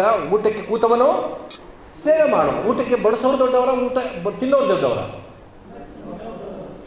ತಿನ್ನೋರು ದೊಡ್ಡವರ ಕೂರಿಸಿ ಚಿಕ್ಕವರು ಸೇವೆ ಮಾಡ್ತಾರೆ. ಗಮನಿಸ್ರಿ, ಊಟಕ್ಕೆ ಕೂತವನಲ್ಲವೇ ಅಂತ ಹೇಳ್ಬಿಟ್ಟು ಯೇಸು ಸ್ವಾಮಿ ಹೇಳ್ತಿದ್ದಾರೆ, ನಾನು ನಿಮ್ಮಲ್ಲಿ ಹೇಗಿದ್ದೇನೆ? ಸೇವೆ ಮಾಡುವವನಂತಿದ್ದೇನೆ. ಯೇಸು ಸ್ವಾಮಿ ದೇವಾದಿ ದೇವರು, ಸಕಲವನ್ನು ಉಂಟು ಮಾಡುವಂಥವರು. ಯೋಹಾನ ಬರೆಸುವಂತೆ 1ನೇ ಅಧ್ಯಾಯ 3ನೇ ವಚನ ಇರ್ತದೆ, ಆತನಿಲ್ಲದೆ ಒಂದಾದರೂ ಉಂಟಾಗಲಿಲ್ಲ. ಉಂಟು ಮಾಡಿದ ದೇವಾದಿ ದೇವರು ಹೇಳ್ತಿದ್ದಾರೆ, ನಿಮ್ಮ ಮಧ್ಯದಲ್ಲಿ ನಾನು ಹೆಂಗಿದ್ದೀನಿ ಅಂದರೆ ಸೇವಕನಾಗಿದ್ದೀನಿ ಅಂತ ಹೇಳ್ತಿದ್ದಾರೆ ಯೇಸು ಸ್ವಾಮಿ. ಇಷ್ಟು ಜನ ಸಭೆ ಮಧ್ಯದಲ್ಲಿ ನಿನ್ನನ್ನು ಒಬ್ಬನನ್ನು ನಿಲ್ಲಿಸಿ ನೀನು ಹೇಗಿದ್ದೀಯಾ ಅಂತ ಕೇಳಿ ನಿಮ್ಮ ಆನ್ಸರ್ ಹೆಂಗಿರುತ್ತೆ? ಎಲ್ರಿಗೂ ನೀವು ಸೇವಕನಂತಿದ್ದೀರಾ? ಆ ಮನೋಭಾವನೆ ನಮ್ಮಲ್ಲಿಲ್ಲ. ಯೇಸು ಸ್ವಾಮಿನೇ ನಮಗೆ ಸೇವಕರಂತಿದ್ದಾರೆ. ಇವತ್ತು ಯೋಚನೆ ಮಾಡಿರಿ, ಇವತ್ತು ನಾವು ಗಾಡಿಲಿ ಹೋಗ್ತಿರ್ತೀವಿ, ಕಾರಲ್ಲಿ ಹೋಗ್ತೀವಿ, ಬಸ್ಸಲ್ಲಿ ಹೋಗ್ತೀವಿ, ಪ್ರೇಯರ್ ಮಾಡ್ತೀವಿ. ಏನಂತ? ಯೇಸು ಸ್ವಾಮಿ ನನ್ನ ಜೊತೆ ಅರ್ಥ ಆಗ್ತಿಲ್ಲ ನನ್ನ ಪ್ರಸಂಗ. ಬಸ್ಸಲ್ಲಿ ಹೋಗುವಾಗ ದೇವರ ಹತ್ರ ಪ್ರಾರ್ಥನೆ ಮಾಡ್ಬಿಟ್ಟು ಹೋಗ್ತೀವಿ. ಏನಂತ ಕರಿತೀವಿ ದೇವ್ರನ್ನ? ನನ್ನ ಜೊತೆಗೆ ನೀನು. ಯಾರು ನಮ್ಮ ಜೊತೆಗೆ ಬರೋರು ಹೇಳಿ? ಸೇವಕ. ಇವತ್ತು ಮನೆ ಮಲಗತ್ತೀವಿ, ಸ್ವಾಮಿ ಮನೇಲಿ ದುಡ್ಡದ, ನನ್ನ ಮನೇನ ಕಾಯಿ ಸ್ವಾಮಿ ಹೇಳ್ತೀವ. ಮನೆ ಕಾಯೋರು ಯಾರು? ಸೇವಕ. ಬಟ್ ಇವತ್ತು ನಮ್ಮಲ್ಲಿ ಯೇಸು ಸ್ವಾಮಿ ಹೇಳ್ತಿದ್ದಾರೆ, ನಿಮ್ಮಲ್ಲಿ ನಾನು ಹೇಗಿದ್ದೇನಂತೆ? ಸೇವಕನಂತಿದ್ದೇನೆ. ಯೇಸು ಸ್ವಾಮಿ ನೀನು ನನಗೆ ಸೇವಕನಾಗಿರು ಅಂದಮೇಲೆ ನಾನು ಯಜಮಾನ, ನನಗೆ ಯಾರು ಕೂಡ ಹೆಚ್ಚಿಲ್ಲ ಅನ್ನುವ ಮನೋಭಾವನೆ ಅಲ್ಲ. ಯೇಸು ಸ್ವಾಮಿನೇ ನನಗೆ ಸೇವಕ ಆದಮೇಲೆ ನಾನು ಮತ್ತೊಬ್ಬರಿಗೆ ಸೇವಕನು ಅನ್ನೋ ಮನೋಭಾವನೆ ನಮಗೆ ಬರಬೇಕು. ನಾನು ಮಾತಾಡ್ತಿರುವಂಥದ್ದು ಈ ಲೋಕದಲ್ಲಿ ಹೇಗೆ ನಾವು ಹೆಚ್ಚಾಗಬೇಕು, ಈ ಲೋಕದಿಂದ ನಾವು ಹೇಗೆ ಪರಲೋಕಕ್ಕೆ ಸೇರಬೇಕು ಅನ್ನೋ ಮನೋಭಾವನೆಯನ್ನು ತಂದುಕೊಂಡು ಮಾತಾಡ್ತೀನಿ. ನಾನು ಪರಲೋಕಕ್ಕೆ ಹೋಗಬೇಕು, ಕ್ರಿಸ್ತನ ಬರೋಣ ಹತ್ತಿರವಾಗಿದೆ. ಈ ನಾನತ್ವ ಅನ್ನೋದು ಸಭೆಯ ಅನ್ಯೋನ್ಯತೆಯನ್ನು ಕೆಡಿತಾ ಇದೆ. ನಿಮ್ಮ ಕುಟುಂಬದಲ್ಲಿ ಐಕ್ಯತೆಯನ್ನು ಒಡೆದಾಗ್ತಾ ಇದೆ. ಇಬ್ಬರ ಮಧ್ಯೆ ಇರತಕ್ಕಂಥ ಸಂಬಂಧವನ್ನು ಮುರಿದಾಗ್ತಾ ಇದೆ. ಯಾವುದು? ನಾನತ್ವ. ನಾನು ಅನ್ನುವಂಥ ಮನೋಭಾವನೆಯನ್ನು ಬಿಟ್ಟರೆ ನಿಜವಾಗಿಯೂ ದೇವರು ನನ್ನ ಪ್ರಾರ್ಥನೆ ಕೇಳುವವರಾಗಿದ್ದಾರೆ. ನನ್ನ ಎಲ್ಲ ವಿಷಯಗಳು ದೇವರ ಜೊತೆ ಇದ್ರೆ ನನ್ನ ನಡೆಸ್ತಾರೆ. ಇನ್ನು ಹೇಳಬೇಕಾದ್ರೆ ತಂದೆ, ಯೇಸು ಮತ್ತು ಪರಿಶುದ್ಧಾತ್ಮನು 3 ಜನರು ನನ್ನೊಳಗೆ ಬಂದು ವಾಸ ಮಾಡ್ತಾರೆ. ಹಲ್ಲೆಲೂಯಾ. ಕಡೆಯದಾಗಿ ಒಂದು ವಚನ ಓದಿಸಿ ನಾನು ಮುಗಿಸ್ತೇನೆ. ರೋಮಾಪುರದವರಿಗೆ ಬರೆದ ಪತ್ರಿಕೆ 12ನೇ ಅಧ್ಯಾಯ, ರೋಮಾಪುರದವರಿಗೆ ಬರೆದ ಪತ್ರಿಕೆ 12ನೇ ಅಧ್ಯಾಯ ಅದರ 14ನೇ ವಚನದಿಂದ ಓದೋಣ ಬೇಗ.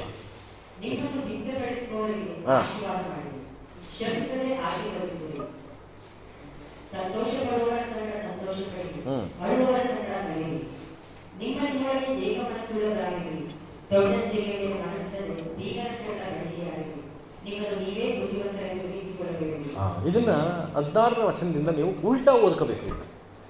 ಉಲ್ಟಾ ಓದಿದ್ರೆ ನಿಮಗೆ ಅರ್ಥ ಆಗುತ್ತೆ. ನಿಮ್ಮನ್ನು ನೀವು ಬುದ್ಧಿವಂತರಿಂದ ಎಣಿಸ್ಕೋಬಾರ್ದಂತೆ. ಏನಂತ ಎಣಿಸ್ಬಾರ್ದು? ಒಂದು ವೇಳೆ ಬುದ್ಧಿವಂತರಿಂದ ಎಣಿಸೋರು ಏನು ಮಾಡ್ತಾರಂತೆ? ದೊಡ್ಡ ಸ್ಕೀಮಲ್ಲಿ ಮನಸ್ಸಿರ್ತಾರಂತೆ. ಬುದ್ಧಿವಂತರಂತೆ ಎಣಿಸಿದವರು ಏನು ಮಾಡ್ತಾರಂತೆ? ದೊಡ್ಡ ಸ್ಕೀಮ್ ಮೇಲೆ ಮನಸ್ಸಿಡೋದಿಲ್ವಂತೆ. ಬುದ್ಧಿವಂತ ನಾನೇ ಬುದ್ಧಿವಂತ ಅಲ್ಲ ಅಂತ ನೆನೆಸ್ಬಿಡೋರು ದೊಡ್ಡ ಸ್ಕೀಮ್ ಮೇಲೆ ಮನಸ್ಸಿಡೋದು ಅಂತ ಏನು ಹೇಳಿ?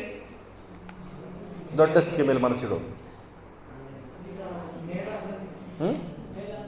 ಅದೇ ಮೇಲಂತಸ್ತಲ್ಲ, ದೊಡ್ಡ ಸ್ಕೀಮಲ್ಲಿ ಮನಸ್ಸಿಡೋದು, ಅಧಿಕಾರಕ್ಕೆ ಆಸೆ ಪಡೋದು. ಕರೆಕ್ಟ್. ಆಮೇಲೆ ದೊಡ್ಡ ಸ್ಥಾನ ಎದುರು ನೋಡೋದು, ಅದೇ ಅಧಿಕಾರದಲ್ಲಿ ಇರುವಂಥದ್ದು. ಆಮೇಲೆ ಇಲ್ಲ ಎಲ್ಲವುಗಳ ಮೇಲೆ ಎಲ್ಲೋ ಇಲ್ಲ ನನಗೆ ಬೇಕು ಅನ್ನೋದ್ರ ಜೊತೆಗೆ ದೊಡ್ಡ ಸ್ಕೀಮಲ್ಲಿ ಮನಸ್ಸು ಅಂದರೆ ಬ್ರದರ್ ಇದಕ್ಕೆ ಸರಿಯಾದ ಮಾತು. ಯೋಗ್ಯತೆಯನ್ನು ಮೀರಿ ನಡ್ಕೊಳ್ಳೋದು. ಲೋಕವನ್ನು ಮಾಡಿ ಗಾದೆ ಮಂದಿ ಹೇಳ್ತದೆ, ಒಟ್ಟಿಗಿಟ್ಟಿದ್ದರು ಇಂಥ ಸ್ವಭಾವ. ಒಳಗೇನೂ ಇಲ್ಲ, ಮೇಲೊಟ್ಟಿಗೆ ನನ್ನ ಬಿಟ್ಟರೆ ಏನೂ ಇಲ್ಲ ಅನ್ನೋದು, ನಾನೇ ಎಲ್ಲಕ್ಕೂ ಅಂತ. ಒಳಗೆ ಜ್ಞಾನ ಇಲ್ಲ, ನಾನೇ ಬುದ್ಧಿವಂತ ಅಂತ ತೋರಿಸ್ಕೊಳ್ಳೋದು. ವಿದ್ಯಾಭ್ಯಾಸ ಇಲ್ಲ, ನಾನು ಮಾತಾಡೋದೇ ಕರೆಕ್ಟ್ ಅಂತ ಹೇಳೋದು. ಈ ಸ್ವಭಾವ ಇಲ್ಲದೆ ಯೋಗ್ಯತೆಯನ್ನು ಮೀರಿ ನಡ್ಕೊಳ್ಳುವಂಥ ಸ್ವಭಾವ. ದೊಡ್ಡ ಸ್ಕೀಮಲ್ಲಿ ಮನಸ್ಸು ಹಿಡಿದು ಅಂದರೆ ಕರೆಕ್ಟ್ ಹೇಳಿದೆ. ಇಲ್ಲದೆ ಈಗ ನಾನಿರೋದು ಗುಡಿಸಲ್ಲಿ, ಹೊರಗಡೆಯಲ್ಲೇ ಹೇಳ್ಕೊಬರೋದು ಅರಮನೆ ಪಕ್ಕದಲ್ಲೇ ನಮ್ಮ ಮನೆ ಇರೋದು ಅಂತ. ನಮ್ಮ ಜೊತೆ ಕೆಲಸ ಮಾಡ್ತೀವಿ ಒಬ್ಬ ಕೃಷ್ಣ ಅಂತ ಬೆಂಗಳೂರಲ್ಲಿ, ನಮ್ಮ ಬೆಂಗಳೂರು ಕೆಲಸ ಮಾಡ್ತಿದ್ದ ಅವ್ನು ನಂಜನಗೂಡವನು. ಅಲ್ಲೆಲ್ಲ ಕೇಳೋರು, ನಂಜನಗೂಡು ಅಂತಂದರೆ ಪಕ್ಕದಲ್ಲೇ ಏನಾಗದ ಅರಮನೆ ಎಲ್ಲ ನೋಡಿ, ಕಿಟಕಿ ತೆಗೆದು ಕಾಣುತ್ತಾ ಇದ್ದಿದ್ದಾಮ. ನಮ್ಮನ್ನ ಕಿಟಕಿ ತೆಗೆದ್ರೆ ಅರಮನೆ ಕಾಣುತ್ತಾ ಇದ್ದಿದ್ದಾಮ. ಸತ್ಯ ಹೇಳ್ಬೇಕಂದ್ರೆ ಮೈಸೂರಿಗೆ ಬಂದಿಲ್ಲ ಒಂದು ಸಲುವೆ, ನಮ್ಗೆ ಹೇಳ್ಕೊಂಡು ಹೆಂಗಾಡ್ತಿದ್ದಾವ, ವಿದ್ಯಾಭ್ಯಾಸ ಇರಲಿಲ್ಲ. ಇದು ದೊಡ್ಡ ಸ್ಕೇಲ್ ಮನಸ್ಸು. ಏನಿದೆಯೋ ಅದನ್ನು ಬಿಟ್ಟು ಇಲ್ಲದೇ ಇರೋದರ ಜನರಿಗೆ ತೋರಿಸ್ಕೊಳ್ಳುವಂಥದ್ದು. ಹಲ್ಲೆಲೂಯಾ. ಕೆಲವರು ಮೊಬೈಲ್ ಇಟ್ಟಿರ್ತಾರೆ, ಹಿಂದ್ಗಡೆ ಕ್ಯಾಪ್ ಮಾತ್ರ ಆ್ಯಪಲ್ ಹಾಕ್ಸ್ಕೊಂಡಿರ್ತಾರೆ. ಮೊಬೈಲ್ ಬನ್ನಿ, ಕವರು ಆ್ಯಪಲ್. ಇಲ್ಲದೇ ಇರೋದ್ರ ಮೇಲೆ ದೊಡ್ಡ ಸ್ಕೀಮಲ್ಲಿ ಮನಸ್ಸಿಟ್ಟು ತೋರಿಸುವಂಥ ಸ್ವಭಾವ. ಅದಕ್ಕೆ ಹೇಳ್ತಿದೆ, ನಿಮ್ಮನ್ನು ಬುದ್ಧಿವಂತರ ಮೇಲೆ ಎಣಿಸಬೇಡ್ರಿ, ದೊಡ್ಡ ಸ್ಕೀಮ್ ಮೇಲೆ ಬ್ಯಾಕ್ ಹಂಗೆ ಓದೋಣ, ಹಿಂದ್ಗಡೆಯಿಂದ ಓದೋಣ. ದೊಡ್ಡ ಸ್ಕೀಮ್ ಮೇಲೆ ಮನಸ್ಸಿಡಬೇಡ್ರಿ, ದೀನದ ಸಂಗಡ ಬಳಕೆಯಾಗಿರ್ರಿ. ದೀನದ ಸಂಗಡ ಬಳಕೆಯಾಗಿರ್ರಿ. ದೀನರು ಅಂದರೆ ಏನೂ ಅಲ್ಲದವರ ಸಂಗಡ ಬಳಕೆಯಲ್ಲಿ ಇರಬೇಕು. ಮೇಸ್ ಅವ್ರ ಜೊತೆ ಮಾತುಕತೆ ಇರಬೇಕು. ಎಷ್ಟೊಂದು ಇನ್ನೊಂದು ಕಡೆ ಹೇಳಲ್ವಾ, ಒಳ್ಳೆ ವಸ್ತ್ರ ಹಾಕಿಕೊಂಡು ಬಂದವನನ್ನು ಬಾ ಮೇಲ್ ಹಂತಕ್ಕೆ ಬಾ ಅನ್ನೋದು. ಬಟ್ಟೆ ಸ್ವಲ್ಪ ಡಲ್ಲಾಗಿರುವಂಥ ವ್ಯಕ್ತಿನ ಅವಾಗ ಅಲ್ಲಿ ಮೂಲೆ ಕೂತ್ಕೋ, ಹಿಂದೆ ಕೂತ್ಕೋ ಅಂತ ಹೇಳೋದು. ಈ ಸ್ವಭಾವ ನಮ್ಮಲ್ಲಿ ಇರಬಾರ್ದು ಅಂತ. ಇದು ದೀನರ ಸಂಗಡ ಬಳಕೆಯಲ್ಲಿರುವಂಥ ಮಾತು. ಎಂಥವರೇ ಆಗಲಿ ಅಂಥವ್ರನ್ನ ಪ್ರೀತಿಸಬೇಕು ನಾವು, ಅಂಥವ್ರನ್ನ ಸಹಿಸ್ಕೋಬೇಕು ನಾವು, ಅಂಥವ್ರ ಜೊತೆ ಬಳಕೆಯಲ್ಲಿರಬೇಕು, ಸಹವಾಸದಲ್ಲಿರಬೇಕು ನಾವು. ಮುಂದೆ ಮೇಲೆ ಹೋದ್ರಿ ಅದನ್ನ. ನಿಮ್ಮ ನಿಮ್ಮೊಳಗೆ ಏನಾಗಿರ್ರಿ, ಏಕ ಮನಸ್ಸುಳ್ಳವರಾಗಿದ್ದರೆ ಇಂಥ ಸ್ವಭಾವವೇ ನಮ್ಮಲ್ಲಿ ಬರಲ್ಲ ನೋಡ್ರಿ. ನಾನು ಮಾತಾಡ್ತಿರೋದು ಹೆಚ್ಚಿಸಿಕೊಳ್ಳುವಂಥ ಸ್ವಭಾವ ನಮ್ಮಲ್ಲಿ ಮಾಡಬಾರ್ದು. ಏಕ ಮನಸ್ಸಿದ್ರೆ ನಮ್ಮಲ್ಲಿ ಯಾರು ಕೂಡ ದೊಡ್ಡವರಲ್ಲ. ನೀನು ದೊಡ್ಡವನಲ್ಲ, ನಾನು ದೊಡ್ಡ, ನೀನು ಕಮ್ಮಿ ಅಲ್ಲ, ನಾನು ಕಮ್ಮಿ, ನಾವೆಲ್ಲ ಈಕ್ವಲ್, ನಾವೆಲ್ಲ ಒಂದೇ. ಹಲ್ಲೆಲೂಯಾ. ಕೆಲವು ಗಂಡ ಹೆಂಡತಿ ಹೇಳ್ತಾರೆ ಏನಂತ, ನನಗೆ ನೀನು ಹೆಚ್ಚಲ್ಲ, ನಿನಗೆ ನಾನು ಹೆಚ್ಚಲ್ಲ ಅಂತ. ಗಂಡ ಹೆಂಡತಿ ಹೇಳೋ ಕೇಳಿಸ್ಕೊಂಡಿದ್ದೀರಾ? ಇನ್ನು ಕೆಲವು ಹೇಳ್ತಾರೆ, ನಾನು ತಲೆ, ಬೈಬಲ್ ಹೇಳುತ್ತೆ, ನೀ ಸುಮ್ಮನಿರು, ನಾನು ತಲೆ, ನಾನು ಹೆಚ್ಚು. ಅಲ್ಲ, ಕೆಲವರು ಮನೋಭಾವನೆ ಇದೆ, ಇಲ್ಲ ಅಂತಲ್ಲ, ಇರಬೇಕಾದಂತೆ. ಆದರೆ ಇಬ್ಬರೊಳಗೂ ಬರಬೇಕಾದಂಥದ್ದು ಏಕ ಮನಸ್ಸು. ನಾನು ನೀನು ಒಂದೇ. ಪೌಲ ಎಷ್ಟು ಜನ ಬರೀತಾರೆ ಅಂದರೆ, ಅವಳಿಲ್ಲದೆ ಹೆಣ್ಣಿಲ್ಲದೆ ಗಂಡು ಪರಿಪೂರ್ಣ ಅಲ್ಲ, ಗಂಡಿಲ್ಲದೆ ಹೆಣ್ಣು ಪರಿಪೂರ್ಣ ಅಲ್ಲ. ಕೆಲವು ಭಾಗಗಳಲ್ಲಿ ಕೆಲವರು ತಿದ್ದಕ್ಕೆ ಹೆಣ್ಣು ಹೆಚ್ಚಲ್ಲ, ಗಂಡು ಹೆಚ್ಚು ಅಂತ ಬರೀತಾನೆ. ಇನ್ನೊಂದು ಕಡೆ ಬರೀತಾನೆ, ಇಬ್ಬರು ಹೆಚ್ಚಲ್ಲ, ನೀವಿಬ್ಬರು ಕರೆಕ್ಟ್ ಈ ಲೆವೆಲ್ ಅಂತ ಬರೀತಾರೆ, ಈಕ್ವಲ್ ಅಂತ ಬರೀತಾರೆ. ನಿಮ್ಮೊಳಗೆ ಏನಾಗಿರಲಿ, ನಮ್ಮ ಸಭೆಯೊಳಗಡೆ ಎಲ್ಲಿ ಏಕ ಮನಸ್ಸು ಬಂದ್ಬಿಟ್ರಿ. ಹಲ್ಲೆಲೂಯಾ. ಇರಾನ್ಗೂ ಇಸ್ರಾಯಲ್ಗೂ ನಡೀತಿರೋ ಯುದ್ಧ, ಅವರಿಬ್ಬರು ತಿರುಗಿಕೊಂಡು ಇಂಡಿಯನ್ ಮೇಲೆ ಬಂದರೂ ನಿನಗೂ ನನಗೂ ಏನೂ ಆಗಲ್ಲ. ಕಾರಣ ನಾವು ಏಕ ಮನಸ್ಸುಳ್ಳವರಾಗಿರ್ತೀವಿ. ಆಮೇಲೆ ಮುಂದೆ ಮೇಲೆ ವಚನ ಹೋದ್ರಿ, ಅಳುವವರ ಸಂಗಡ ಅಳ್ರಿ. ಮಾಡ್ತೀವಿ ನಾವು ಅದನ್ನು. ಒಬ್ಬರು ಅದು ಕೂತ ಸಂತೋಷ ಪಡ್ತಿದ್ರೆ ಅದು ಯಾನ ಉಕ್ತಾರೆ, ಬಾ ಹಿಂಗೆ ಇದ್ದಾರೆ ನೋಡಿ ಬಿಡಮ್ಮ ಯೋಚಿಸ್ಕೊಂಡಿದ್ದಾರೆ. ಅಂದರೆ ಅದು ಒಳಗಿನ ಶಾಪ ಏನು, ಇವತ್ತು ಹೆಂಗಡ ಅಳೋದು ಮಾಡಬೇಕು ಸ್ವಾಮಿ ಅಂತ. ನಗೋರ್ ಸಂಗಡ ನಗ್ರಿ, ಅಳೋರ ಸಂಗಡ ಅಳ್ರಿ. ಅವ್ರು ಯಾವ ರೀತಿ ಇದ್ದಾರೆ, ಅವ್ರನ್ನ ಸಂತೈಸುವಂಥ ಏಕ ಮನಸ್ಸುಳ್ಳವರಿಗಿರ್ತಾರೆ. ದೊಡ್ಡ ಸ್ಥಿತಿಯಲ್ಲಿ ಮನಸ್ಸಿಲ್ಲದೆ ಇರ್ತಕ್ಕಂಥವ್ರಿಗಿರ್ತಾರೆ. ನನ್ನನ್ನು ನಾನೇ ಬುದ್ಧಿವಂತ ಅಂತ ಎಣಿಸದೇ ಇರೋರಿಗೆ ಇರ್ತಾರೆ. ಮುಗಿಸ್ಬಿಡ್ತೀನಿ, ಗಮನಿಸ್ರಿ ಅಲ್ಲಿ. ಆಮೇಲೆ